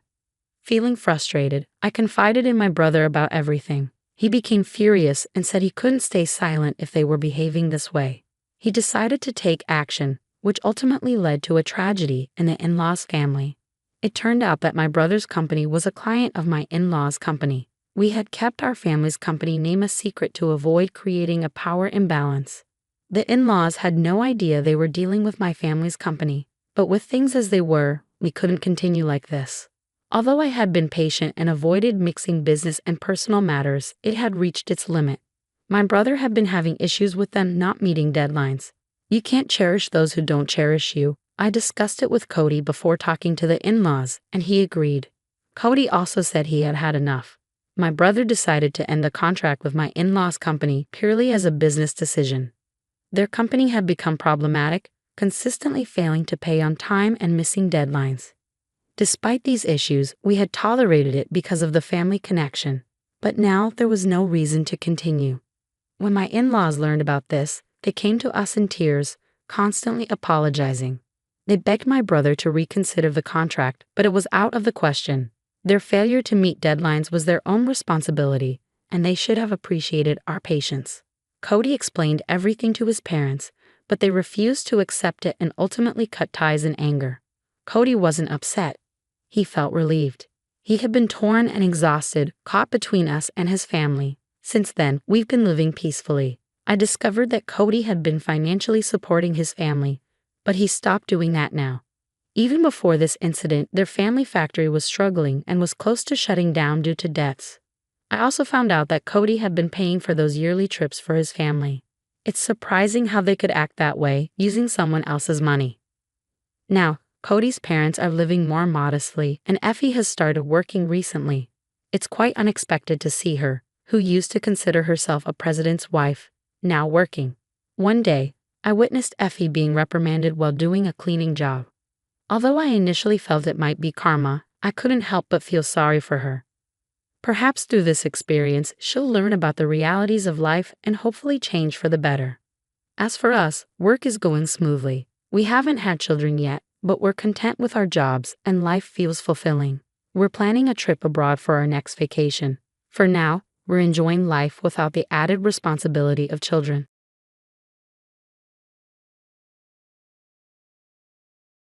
My mother-in-law yelled at me, saying I not only make our son do chores and take care of him, but now I'm trying to get our money too. She called me lazy and said I only bring in $700. I felt scared as she pointed a knife at me. It hurt my feelings a lot. I was doing all the work and looking after the kids because my husband didn't have a job. I couldn't take it anymore. I left everything and took my child to my parents' house. My name is Emily. I'm 23 years old, and I live with my husband, our child, and my mother-in-law. My husband, Richard, was popular in high school. He was good at soccer and was the student president. Everyone admired him. He came back to our town after getting a job and asked me out. We started dating seriously after a few dates. Even as an adult, he was still the handsome, impressive guy I fell for. After I finished vocational school, I found out I was pregnant. It was a bit unexpected, but I thought I could have a happy life with my child and Richard. But things got tough when we talked about life after getting married. Why don't we move into my parents' house after we get married? Richard suggested. But I want it to be just us three with our child, I replied. But won't it be expensive to live on our own? He asked. If we stay with my parents, we won't have to worry much about money. And if we both work, we can afford our own place, right? I reasoned. Well, about that, my income this month isn't great, Richard admitted. How bad is it? I asked. It's less than $1,000, he confessed. What? Why is it so low? You told me you were working at an IT company, I exclaimed. I quit that job. Now I'm making money at the casino and doing part-time work, he explained. At a casino? Why would you do that? I questioned. After just 1 month, he quit his job. If you're okay with paying for everything, we can live in an apartment, he said casually. His lack of enthusiasm made me worried. Was I the only one excited about our new life? See my concern? He gripped my hands tightly. It's just temporary until I find a new job. I'll make you happy, Emily. I'll take care of all the chores and our child until then. Believing his promise, we got married and moved into his parents' house. After giving birth safely, I was determined to work hard for our son. Both Richard and my mother-in-law seemed happy, and I looked forward to our future together. But even after our son was born, Richard didn't help with chores or taking care of our child. Instead, he spent his days at the casino. After going to the casino again, what about helping with the chores and taking care of our child? I asked, reminding him of his promise. Don't tell me what to do, Richard suddenly shouted back at me. Confused by his outburst, my mother-in-law came into the room, having heard the argument. What's going on here? She asked. I'm busy with work, and she's asking me to help with chores and taking care of the child, Richard explained. What? That's the wife's job, my mother-in-law exclaimed. Richard hadn't told his mother about quitting his job. Instead, he painted me as the bad wife who forced him to do all the housework and take care of our child. His lies turned my mother-in-law against me, making her resentful. Richard kept going to his part-time job and the casino, where he often lost the little money he earned. I ended up paying most of our expenses, making our life tough since I wasn't working. Eventually, I had to go back to work, leaving our son at a child care center. Luckily, I found a job as a dental hygienist pretty quickly. But when I came home from work every day, my mother-in-law would yell at me. What do you think you're doing? This isn't playtime. You're a parent, but all you do is fool around. Make dinner now. She slammed the newspaper she was reading onto the floor in frustration. Sometimes she'd even break plates when she was really angry. My mother-in-law was unpredictable. Her mood could change in an instant. I was afraid of what she might do next, so I just went along with it. But between taking care of my son, working, and doing housework every day, I was exhausted. I couldn't take it anymore. So I decided to talk to Richard one more time. I caught him before he left for the casino early in the morning. Listen, I've reached my limit. Can't you help out with our son a little? What? Like I said, I'm busy. I'm trying to find a new job. You get that right. Do you want me to stay jobless forever? You'd be in trouble then, wouldn't you? Your child's father, unemployed. If you don't like it, just do what you're told, Richard retorted. But we're barely making ends meet. I'm using up all my savings to cover our food expenses. Do you even know how expensive diapers are? You say you're making money at the casino, but we never see any of it, I argued. Most of our living expenses were covered by my money. My mother-in-law used to pay for utilities, but now she wanted $500 a month from us.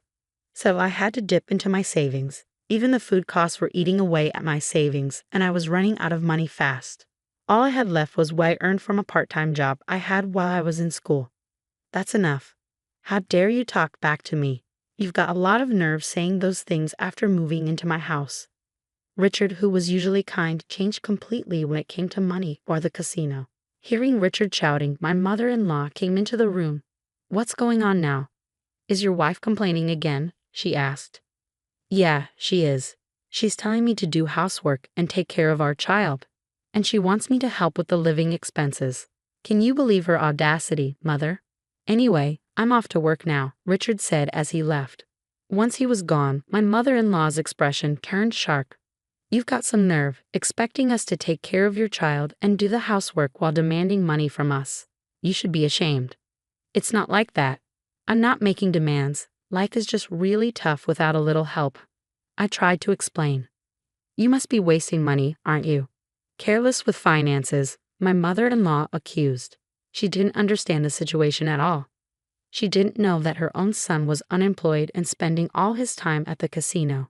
I was told to keep quiet, but I couldn't hold back anymore. Do you know that Richard isn't earning anything? He's unemployed because he quit his job. What are you saying? Richard has always been successful. Sure, he didn't pass his college entrance exams, but he got a job at a reputable company, my mother-in-law insisted. He quit that job after just a month. Now he's always at the casino. I can't manage on my savings alone. It's not fair, I pleaded. Don't talk nonsense. My mother-in-law refused to believe me. Her son, who had always been successful in sports and studies, was her pride and joy. She couldn't accept that he was now unemployed and wasting his time at the casino. Her face turned red with anger, and she stormed out of the room. When she returned, to my horror, she was holding a knife. What are you going to do? Please, stop, I stepped back, holding my son close.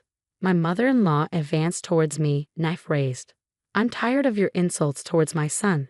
Having a wife like you is ruining Richard. You're a lazy parasite living off a measly $700. Get out of this house. Her harsh words made me break into a cold sweat. I feared for my son's safety. Seeing my fear, my mother-in-law seemed satisfied and lowered the knife. Good, you understand. We don't want parasites like you here. Just stay quiet and do your chores, she said before leaving the room. Feeling the tension lift, I collapsed to the ground. My son started to cry, sensing something was wrong. I held him close, stroking his back, and made a decision. We couldn't stay in this house any longer. It was unbelievable that someone could threaten with a knife so casually. She didn't even seem human. Until now, I had been swayed by Richard's sweet words. After every argument, I used to think I needed to support him, that he would fall apart without me. But I had reached my limit. Above all, I had to protect my crying son in my arms. I couldn't raise him in this house. I decided to leave the next day. In the morning, my stern-faced mother-in-law spoke to me. Emily, get ready for my husband's memorial service next week. All our relatives will be there, so everything must be perfect. Without waiting for my reply, she left for a neighbor's house. Next week was my father-in-law's memorial service. Richard and my mother-in-law had been planning a big feast and reminiscing about him. I was supposed to handle all the preparations, but I wasn't listening anymore. As soon as they left, I quickly packed our things and fled my in-laws' house. I didn't have much, just clothes, my son's toys, and diapers. When I got back to my parents' house, they were surprised. But when I told them everything, my mother cried and hugged me tightly. My usually calm father was very angry and told me to rest at home. Then that evening, the phone rang. It must have been Richard, wondering why I hadn't returned to make dinner. Ignoring the call and blocking his number was a good move to protect yourself and your son. The next day, mother-in-law and Richard showed up at your parents' house together, banging on the door early in the morning.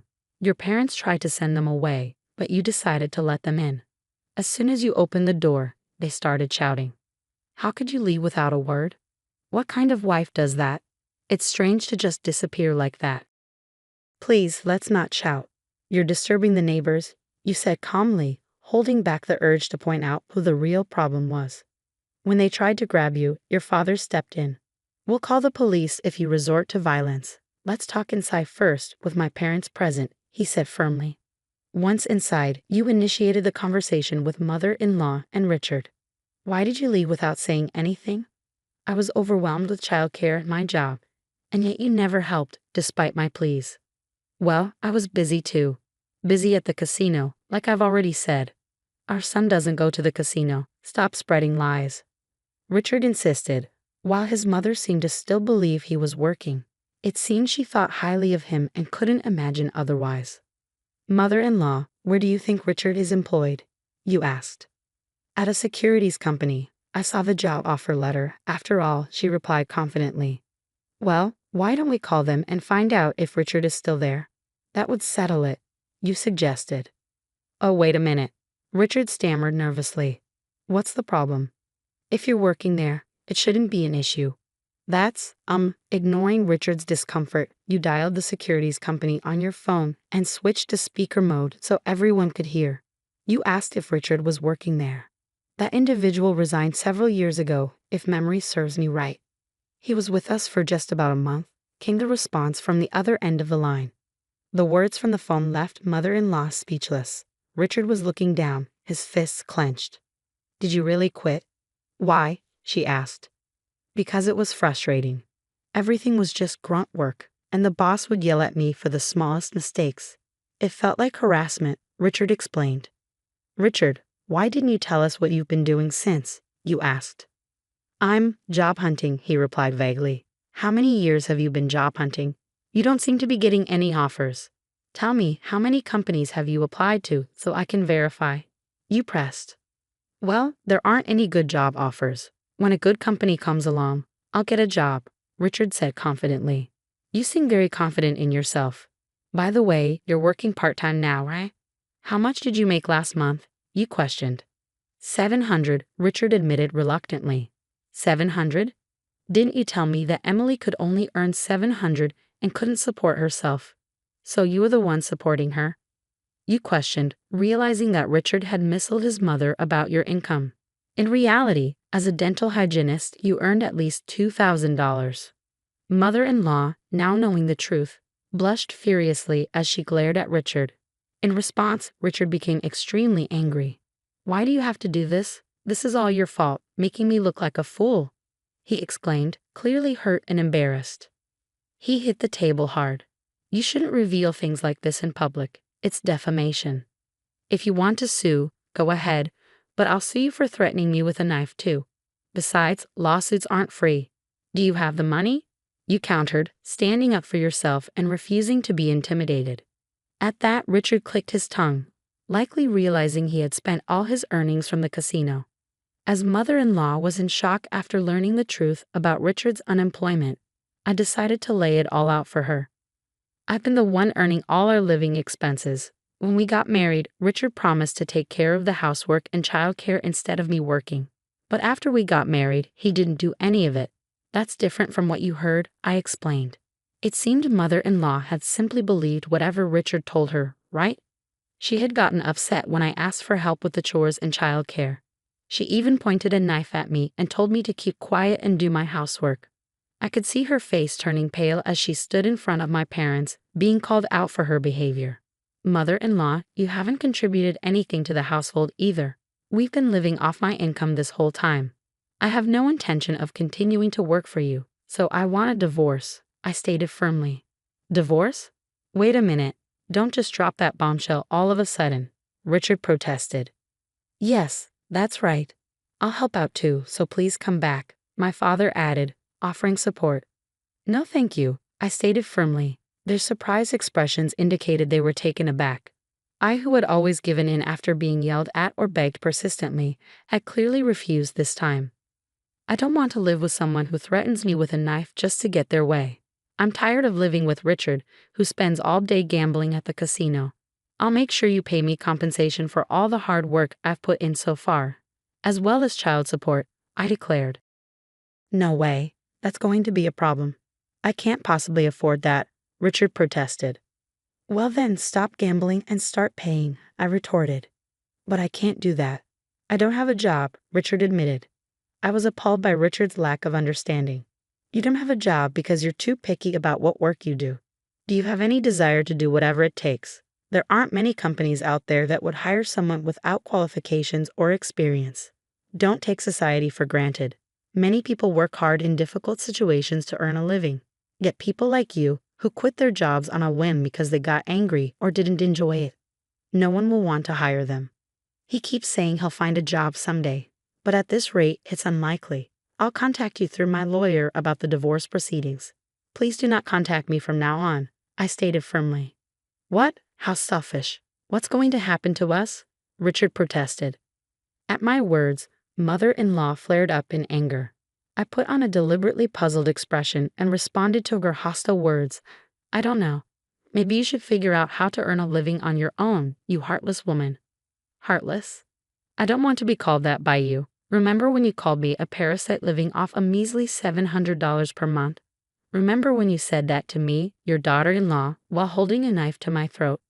By the way, the lazy person making $700 a month is right next to you. Are you not telling him to leave? I confronted her. As I spoke, mother-in-law started shaking with rage. Maybe I went too far. She leaned over and grabbed my collar. Stop it. I told you I will call the police if you lay a hand on her. My father forcefully pulled her off of me, but she was too riled up. So not only threats with a knife, but physical violence too. How barbaric. Don't you think it's better not to compound your crimes any further? I said, ignoring her resentful glare, and turned to Richard. I used to believe you would change, but I'm giving up on that now. I need to protect our son. I won't trouble you anymore. I'll take care of the money, the housework, and the childcare, so please come back. You'll take care of the money? Really? Even with careful budgeting, it's over $1,000 a month. Can you earn that? Richard's face turned pale upon hearing my words.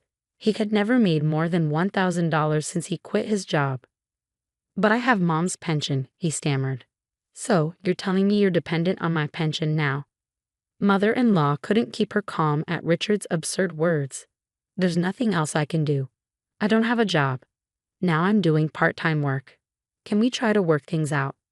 Richard pleaded. My father, hearing Richard's unyielding stance, finally spoke up. Richard, you and your mother have taken great advantage of our precious daughter. If I had known you were such a person, I would have opposed the marriage by all means. I will never let her step foot in your house again.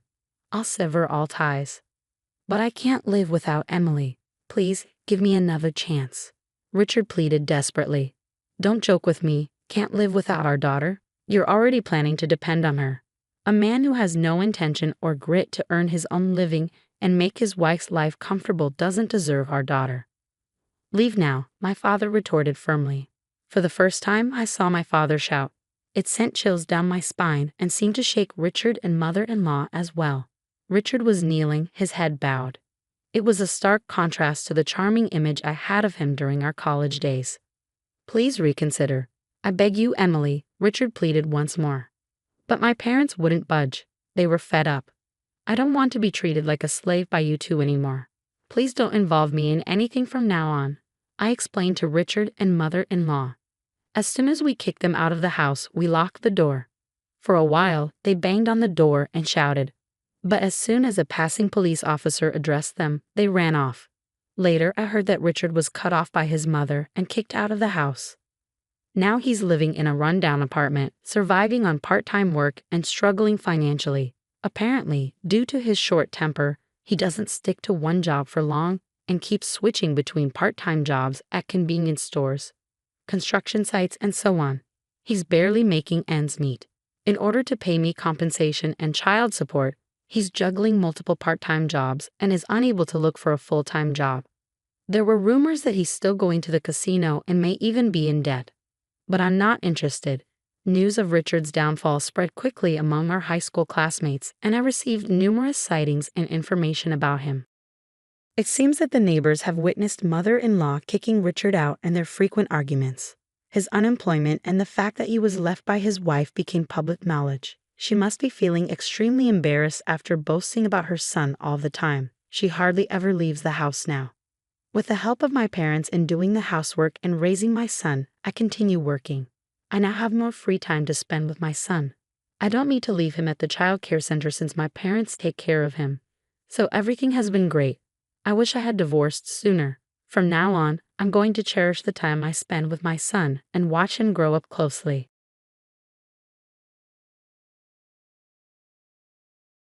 I caught my husband cheating. It's not something you see every day. Most people might confront their spouse if they find out they're cheating by checking their phone or something. But I saw it happen right in front of me in a place and time I never expected. I always had a feeling something was off with his relationship with someone else, but I never thought I'd actually see him cheating in public. My name's Christina. I stay at home with our 6-year-old son. The day I saw my husband cheating, he had a day off from work, and we planned to go out together as a family. But when I woke up, he was already gone. I got a message from him saying he was taking care of his sister, who had a high fever. He said no one else was home, so he'd be back in the evening. I felt disappointed. I had promised my son we'd go to an amusement park, and he was really looking forward to it. I knew my husband had been busy with a big work project lately, and he hadn't had a break in months, so this was supposed to be a rare chance for us to spend time together. But instead, he went to take care of his sister. She's engaged, so he could have let her manage on her own. But my husband has always been overly attached to his sister. He even told me he was attracted to me because I reminded him of her, which always made me uncomfortable. She's a lovely person, but being compared to her felt strange. My husband used to talk about wanting a son and daughter, and he used to initiate intimacy often. But since our son was born, that's changed. Now it hardly happens at all. We're still young, and he used to enjoy intimacy, so I'm worried he might be doing it with someone else. I understand. Forgiving someone for betraying your trust can be really tough. But what's even more frustrating is that my husband seems to vanish even on his days off, like today. It wouldn't hurt for him to spend some time with our child once in a while, right? Our kid adores him and gets upset when he's not around. But my husband seems indifferent towards our child. He doesn't bother with birthday presents or show up for school events. No matter how much free time he has, He often comes home early but just locks himself away to play games all day. He hardly even sees our son anymore.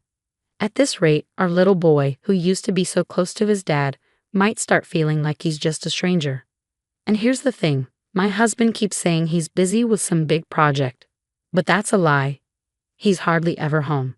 So I asked an old classmate who works at the same company as him if my husband is really that busy. Turns out, my husband's not known for being a workaholic at all. People actually joke that he's more of a desk-warming employee who doesn't have much to do and always looks bored. He clocks out on time every day. Hearing this confirmed my suspicions. Despite claiming to be swamped with work, his paycheck hasn't changed much, and he never seems tired from working overtime. It just doesn't add up, and it makes me wonder if he's cheating. Feeling pretty frustrated, I finish making breakfast. When I check the time, I notice something odd.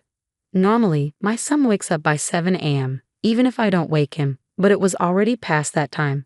If we didn't hurry, he'd miss the nursery school bus. So I hurried to wake him up. In his room, he was still fast asleep. I tried gently waking him by saying, "It's morning, wake up." But instead of a response, he let out a groan of pain. Worried, I reached out to feel his forehead. It was burning up. I called his name and gently shook his shoulder. He barely opened his eyes and said, "Mom, I can't breathe." My heart raced. There was an outbreak of a disease at the nursery school, and I couldn't help but wonder if my son had caught it too.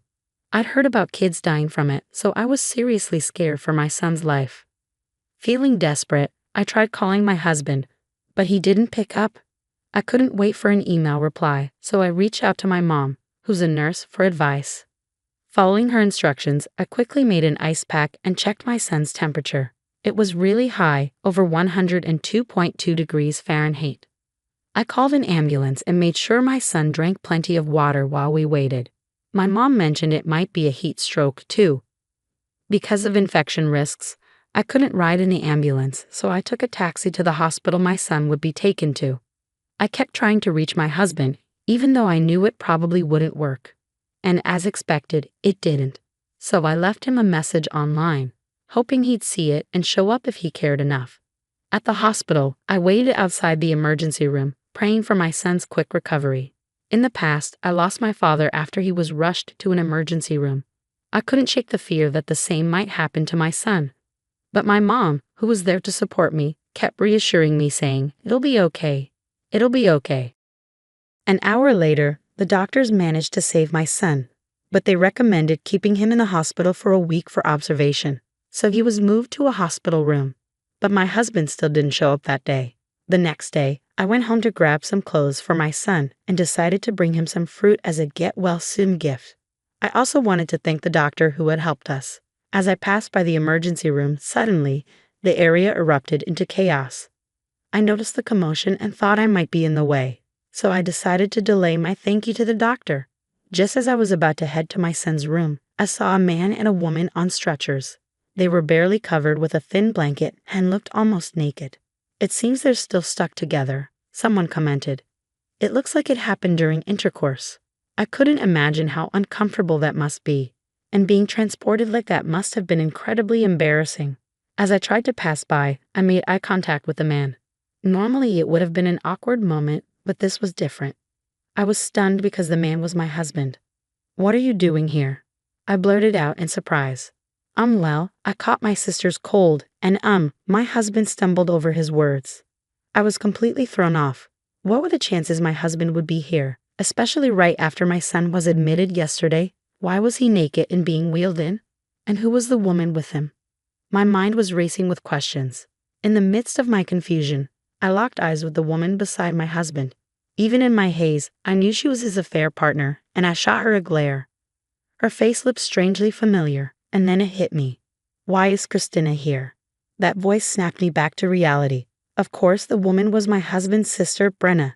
Time seemed to slow down in that moment. I had suspected my husband of lying about taking care of his sister and meeting another woman, but this was beyond what I had imagined.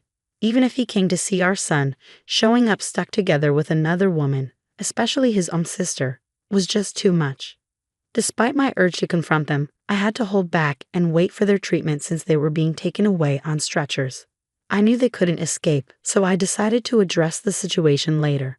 With that in mind, I headed to visit my son, my initial reason for being there. But inside, I felt sick with worry. Spending time with my son helped me sort through my feelings a bit. When I checked my phone, I saw a barrage of messages from my husband online. As expected, he was trying to cover up the situation, not even mentioning our son being in the hospital. I chose to ignore him and waited a little longer. After a while, the doctor who had treated my son the day before came by. With a smile, the doctor said, "Your son is doing really well. He's recovering faster than expected. His fever has gone down and his condition has stabilized. We initially worried about an infection, but it seems he had heat stroke along with a cold." The doctor praised me for making sure my son drank plenty of water, saying I was a smart mom. But really, it was mostly thanks to my own mom. I made a mental note to get her some nice meat as a gift next time. I thanked the doctor sincerely with a deep bow. But despite feeling relieved about my son's health, I knew I was about to face a tough situation. As my anger simmered inside me, I quickly adjusted my expression into a smile for my son's sake. "Mama's not mad, sweetie. I'll be back soon," I reassured him. Leaving the hospital, I called my husband, who had left me over 100 missed calls. The moment he answered, he launched into excuses. "It's not what you think. There's a reason," he started saying. It struck me that he had his priorities all wrong. Shouldn't he be worried about our son first? Well, a man so wrapped up in an inappropriate relationship with his own sister without a care for our son wouldn't bother worrying about him. I thought bitterly. With a husband like that, I couldn't help but worry about our son's future. I couldn't see any change in my husband's behavior, so I made up my mind to divorce him. "You were too busy with that, even when our son was suffering, huh? I bet you found time for it whenever you please, even with your own sister."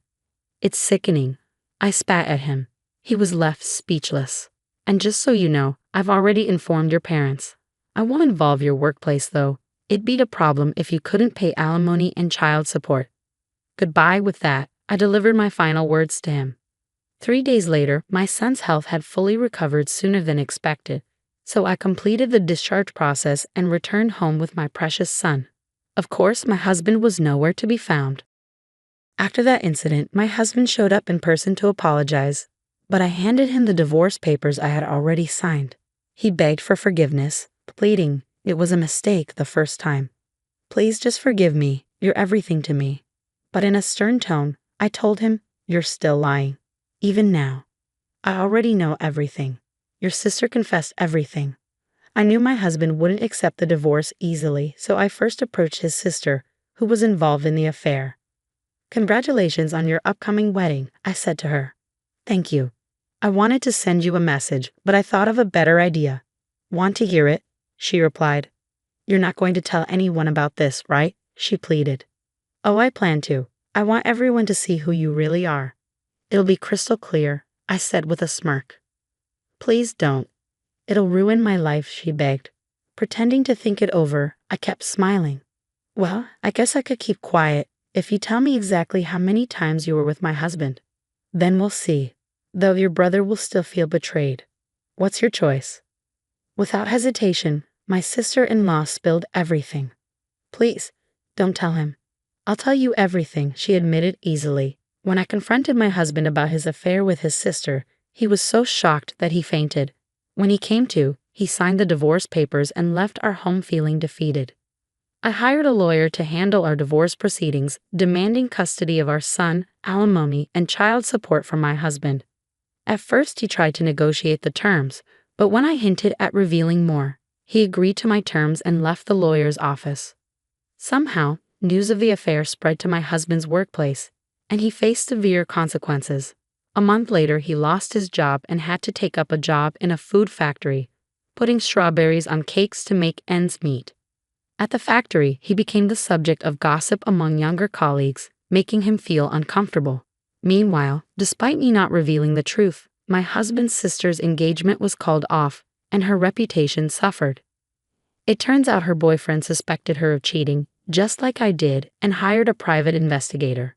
She had to pay a hefty sum as compensation for the broken engagement and now works at a nightclub. Recently, her ex-boyfriend gave me a photo of them together, saying, "Keep it in case you need it." I was taken aback by his audacity, but I stored it away just in case my husband tries anything. I'll use it if necessary.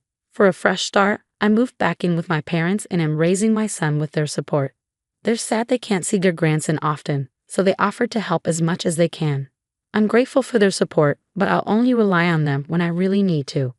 It's amazing how my son has been in perfect health since that high fever, almost like it never happened. He's even received awards for perfect attendance for 3 years straight.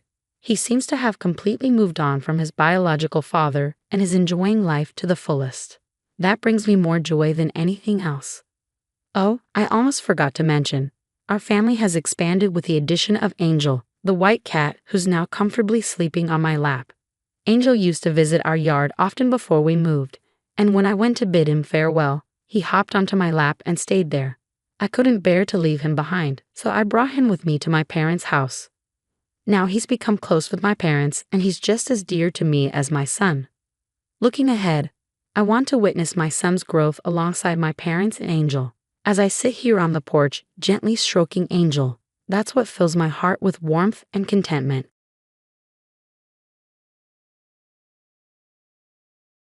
Emma smiled proudly, thinking she caught someone rummaging through garbage. Little did she know, this mistake would lead to her demise. My name's Sally, I'm 32. I work at a TV and film studio fixing costumes. We have all sorts of outfits there, from fancy historical ones to modern clothes for shows.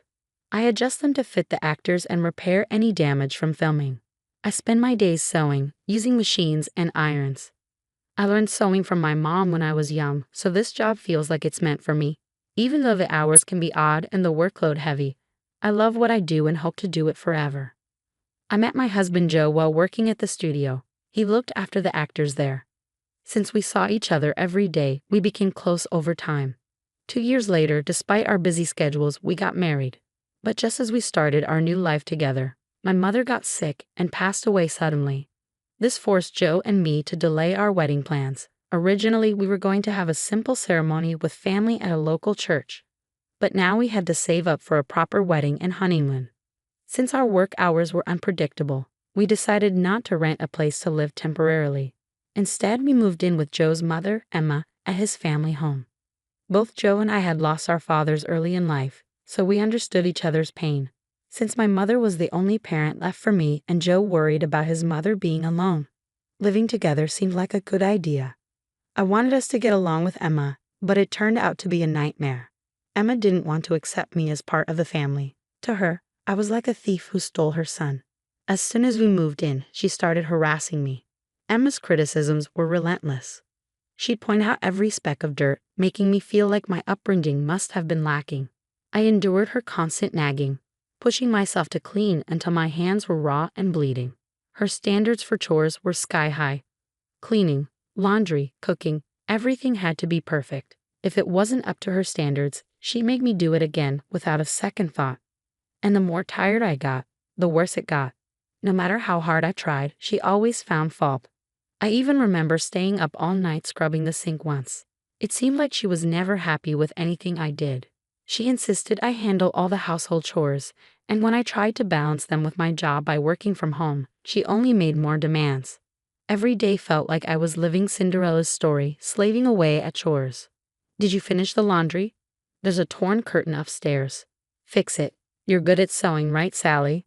I'm sorry, I have urgent work. Can't the curtain wait until the weekend?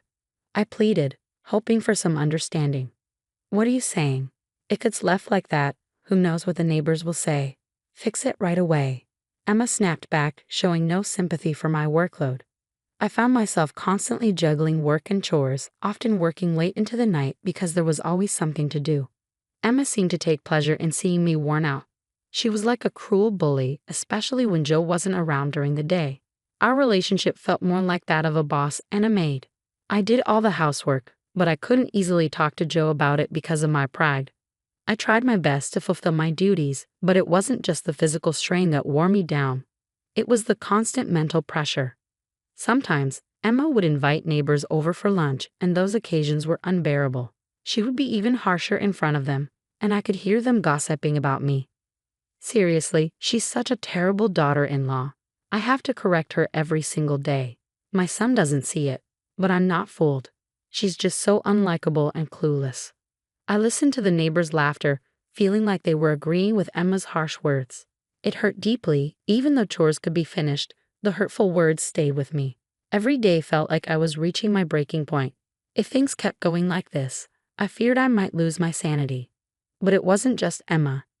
Jo had an older sister, Sarah, who was 38. Sarah lived nearby with her boyfriend and was quite tight with money. She'd often come over for lunch at our place, probably to save on food costs. What made it hard was that she never gave a heads up about her visits. So I couldn't prepare enough food for her. She'd just show up, eat, and leave. And she had this habit of claiming everything as hers. Things at her parents' house or ours, it didn't matter. One day, I finally spoke up, "Sarah, could you please let me know before you take something?" She must have told Emma about it. "Did you tell Sarah not to come over anymore?" Emma confronted me. "What? No, I didn't say that." I defended myself. "So you're saying Sarah's lying?" Caught between Sarah's deceit and Emma's cruelty, dealing with either one alone was already tough. But having to face both of them together made the mental burden even heavier. One day, as I walked past the room where Sarah and Emma were talking, their voices were loud enough for me to overhear. "It's like having a free maid." "How nice." "I'm jealous." "Send her to my house too," Sarah remarked. "Maid? Am I not a daughter-in-law?" I couldn't help but interject. I had secretly thought of myself as nothing more than a maid, but hearing it said out loud was unbearable. It felt like something inside me snapped. That night, I finally opened up to Jo about how I was feeling. "I can't do this anymore. I've tried to be patient, but living with Emma is unbearable. Please, I want us to move somewhere else," I confessed to Jo, feeling a weight lifting off my shoulders. After a moment of silence, Jo replied, "Okay, we've saved up enough money. Let's find a new place soon." "Really? I'll start looking for a place right away," I said, tears of relief streaming down my face. Little did we know, Emma was standing right outside our room, overhearing our conversation. We had no clue this would trigger her strange behavior later on. But from that day forward, the once oppressive days started to feel brighter. I had one dream, to wear a wedding dress that I had made for my own wedding. After all, sewing was my profession. Filled with determination after talking with Jo, I immediately ordered a large amount of fabric online. I decided to focus on making the dress as my new purpose. That's what I resolved to do. I began sewing the dress secretly in my room, away from Emma and Sarah. But one day Sarah, who often popped by unannounced, caught me. "Wow, what's this dress?" "It's beautiful to have your own handmade dress," she remarked. "Hey Sally, I'm getting married in 2 months. Could you make my dress too, please?" "Yes, renting is just a waste of money. I want to keep wedding costs low, so please," she insisted, true to her penny-pinching nature. I hesitated, but since she agreed to cover the material costs, I agreed to make it. I started working on Sarah's dress first, since our wedding was still far off. Sarah asked me to keep it a secret from Mom, hinting that she planned to tell Emma she was renting the dress to get financial support from her. Whatever Sarah paid me for materials, she was determined to get back. Her thriftiness was almost impressive. I even talked to Jo about it, and he said, "Sis never backs down once she decides something. I'm sorry, but it would really help if you could make it for her." With his encouragement, I agreed, feeling positive and motivated since I was getting paid. I saw it as practice for making my own dress without spending on materials. I also hoped it might improve my relationship with Sarah, so I focused on dressmaking between housework and my main job. Even Emma seemed to catch on to what I was doing. She'd occasionally peek into my room.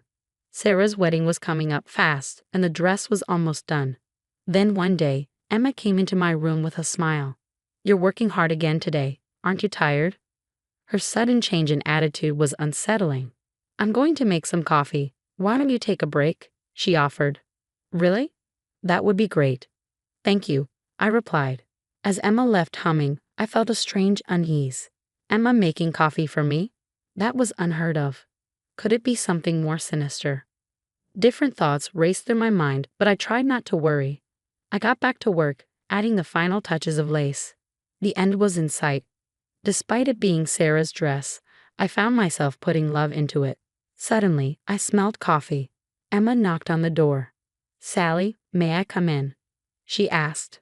Oh, well, sure, I replied. The next moment, I was shocked. Emma entered with a tray piled high with cups and saucers, all filled with coffee. Emma, wait, it wasn't just for two, I protested. It looked like she was preparing for a party. The tray was so heavy her arms trembled as I instinctively moved to stop her from entering further. Oops, Emma pretended to trip. The sound of cups breaking and coffee splashing everywhere filled the room. For a moment, I couldn't comprehend what happened. Everything felt like slow motion. Looking down, my yellow-colored dress was stained like a giraffe pattern. Ah, I screamed involuntarily. I did miss the brief smile on Emma's face. Oh no, I'm so sorry. It wasn't on purpose. Did you get burned? Wait, is that a dress? I thought you were going through trash, she babbled. I was speechless. The shock of her actions left me frozen. Then Emma feigned concern. Oh dear, you can't have your wedding like this, can you? My suspicions turned into certainty. Emma was trying to sabotage our wedding. Her plan was to ruin our plans to move out after the wedding. But I couldn't afford to be angry now. I rushed to the bathroom with the stained dress, frantically rinsing off the coffee. I knew the stain would set if I didn't act fast. Emma watched with a malicious grin, offering help that I coldly refused. I was filled with anger and panic. Then someone unexpected appeared behind Emma. It was Sarah. What's this? Are you bullying Sally again? Sarah questioned, noticing the tension. No, I just accidentally spilled coffee on her dress, Emma replied, seemingly enjoying the situation. But then things took an unexpected turn. What? Are you serious? That's my dress. Wait, what? Sarah exclaimed, bewildered. Emma was speechless, realizing her mistake. Yours, Sarah? What do you mean? I can't believe this. I had her make my dress. What am I going to do? My wedding is in 2 weeks. Emma panicked like never before, while I listened to the ridiculous exchange. I continued washing the dress I had been working on for months for my sister-in-law. As I washed, I realized something I hadn't told anyone. I was making the dress for Sarah, so Emma must have thought the dress was for me. She wouldn't have deliberately spilled coffee otherwise. If she had known it was for Sarah, there'd be no reason to ruin it. Joe and I planned to leave this dreaded family home after the wedding. To Emma, I was always the intruder who stole her beloved son.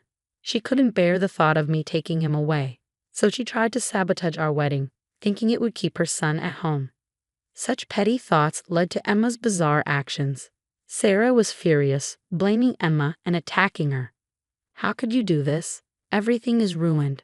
I can't believe my own mother would destroy my wedding, she exclaimed. I'm sorry, Sarah. Please forgive me. I didn't know it was your dress. You don't think I did it on purpose, do you? Emma finally spoke her true feelings while I pretended not to hear and continued washing the dress. Then a man's voice interrupted. So you thought it was Sally's dress and deliberately stained it? Everyone turned around at once. Oh, Joe, when did you get here? I asked, surprised by his sudden appearance. Joe stood there with a mix of disappointment and disbelief on his face. I had been so focused on washing the dress and listening to their argument that I hadn't noticed Joe's arrival. He had been silently observing the ugly quarrel between his mother and sister. Joe began to speak slowly, his disappointment evident. You saw Sally working hard on that dress every night, and yet you deliberately stained it. That's truly despicable, he said sternly. Emma and Sarah were taken aback. Emma, in particular, had probably never imagined being scolded by her son, whom she cherished so much. Joe continued calmly yet sadly, I'm disappointed, Mom. Sally endured your attitude all this time, hoping that one day you might change. She was patient for my sake because you're my mom. His words brought tears to my eyes. I had mistaken Joe's kindness for indecisiveness and submission to his mother, but now I saw him as a man determined to protect the woman he loved. Joe's firm stance, though unexpected, made me fall for him all over again. He addressed Emma, and it all comes down to this. I can't overlook it, Mom. Sorry, but Sally and I are leaving this place as soon as possible. I'll stay until the wedding for your sake, but I can't stay any longer. This time it was just a dress. But who knows, Sally could be in danger next time. It'll be too late then, Mom. Danger? I would never put her in danger. How can you even say that after ruining Sally's hard work so casually? Emma's denial was met with Joe's palpable anger. Despite his frustration, Joe didn't resort to harsh words or an overbearing attitude. Instead, he quietly expressed his anger towards Emma. His expression, a mix of anger and deep sadness, was something I had never seen before. He was confronting everything he believed about his mother, who had always doted on him. Emma's usual quick wit and aggressive remarks were replaced by tears, leaving her speechless. Even Sarah was stunned, shifting her gaze between Joe and Emma. Later, Sarah decided to cancel her wedding, so close to the date, and she wouldn't get any of her money back. "It's not my fault at all. Emma was the one who paid for it," Sarah insisted. So Sarah wasn't losing any money, but Emma seemed to finally regret her thoughtless harassment that had gone too far. The shock of being scolded by her son also left her weakened. But the consequences weren't confined to our house. Sarah's sudden cancellation angered her boyfriend and his family, leading to their breakup. Sarah continually blamed Emma for this outcome. After we left the family home, Emma occasionally contacted us, asking for money. One reason she didn't want us to leave was the financial aspect. While living together, we contributed to the household expenses, but Emma had no income apart from her pension. It seemed she had been relying on our money. Every time Emma called asking for money, Joe refused. "Mom, why don't you work? There are plenty of jobs out there. We need to be independent, you and us. Please leave us alone," Joe pleaded. Despite Emma's pleas not to be abandoned, Joe remained firm. His sense of duty seemed to drive his resolve. Eventually, Emma found work as a janitor, which ironically suited her strictness with cleaning. It was somewhat amusing. Meanwhile, Sarah, after breaking up with her boyfriend and moving back in with Emma, stopped working altogether. She relied on Emma's part-time income and pension.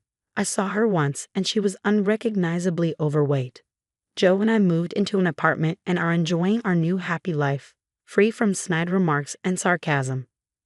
Our life now is blissful compared to our time in that dysfunctional family home. We finally set a date for our wedding, a small ceremony with just friends and colleagues. We chose not to invite Emma and Sarah to avoid any disturbances, especially considering their difficult situations. But that's how it has to be. They brought it upon themselves. I've started making a new dress for the big day. It's going to be much more beautiful than the one that ended up with a giraffe pattern.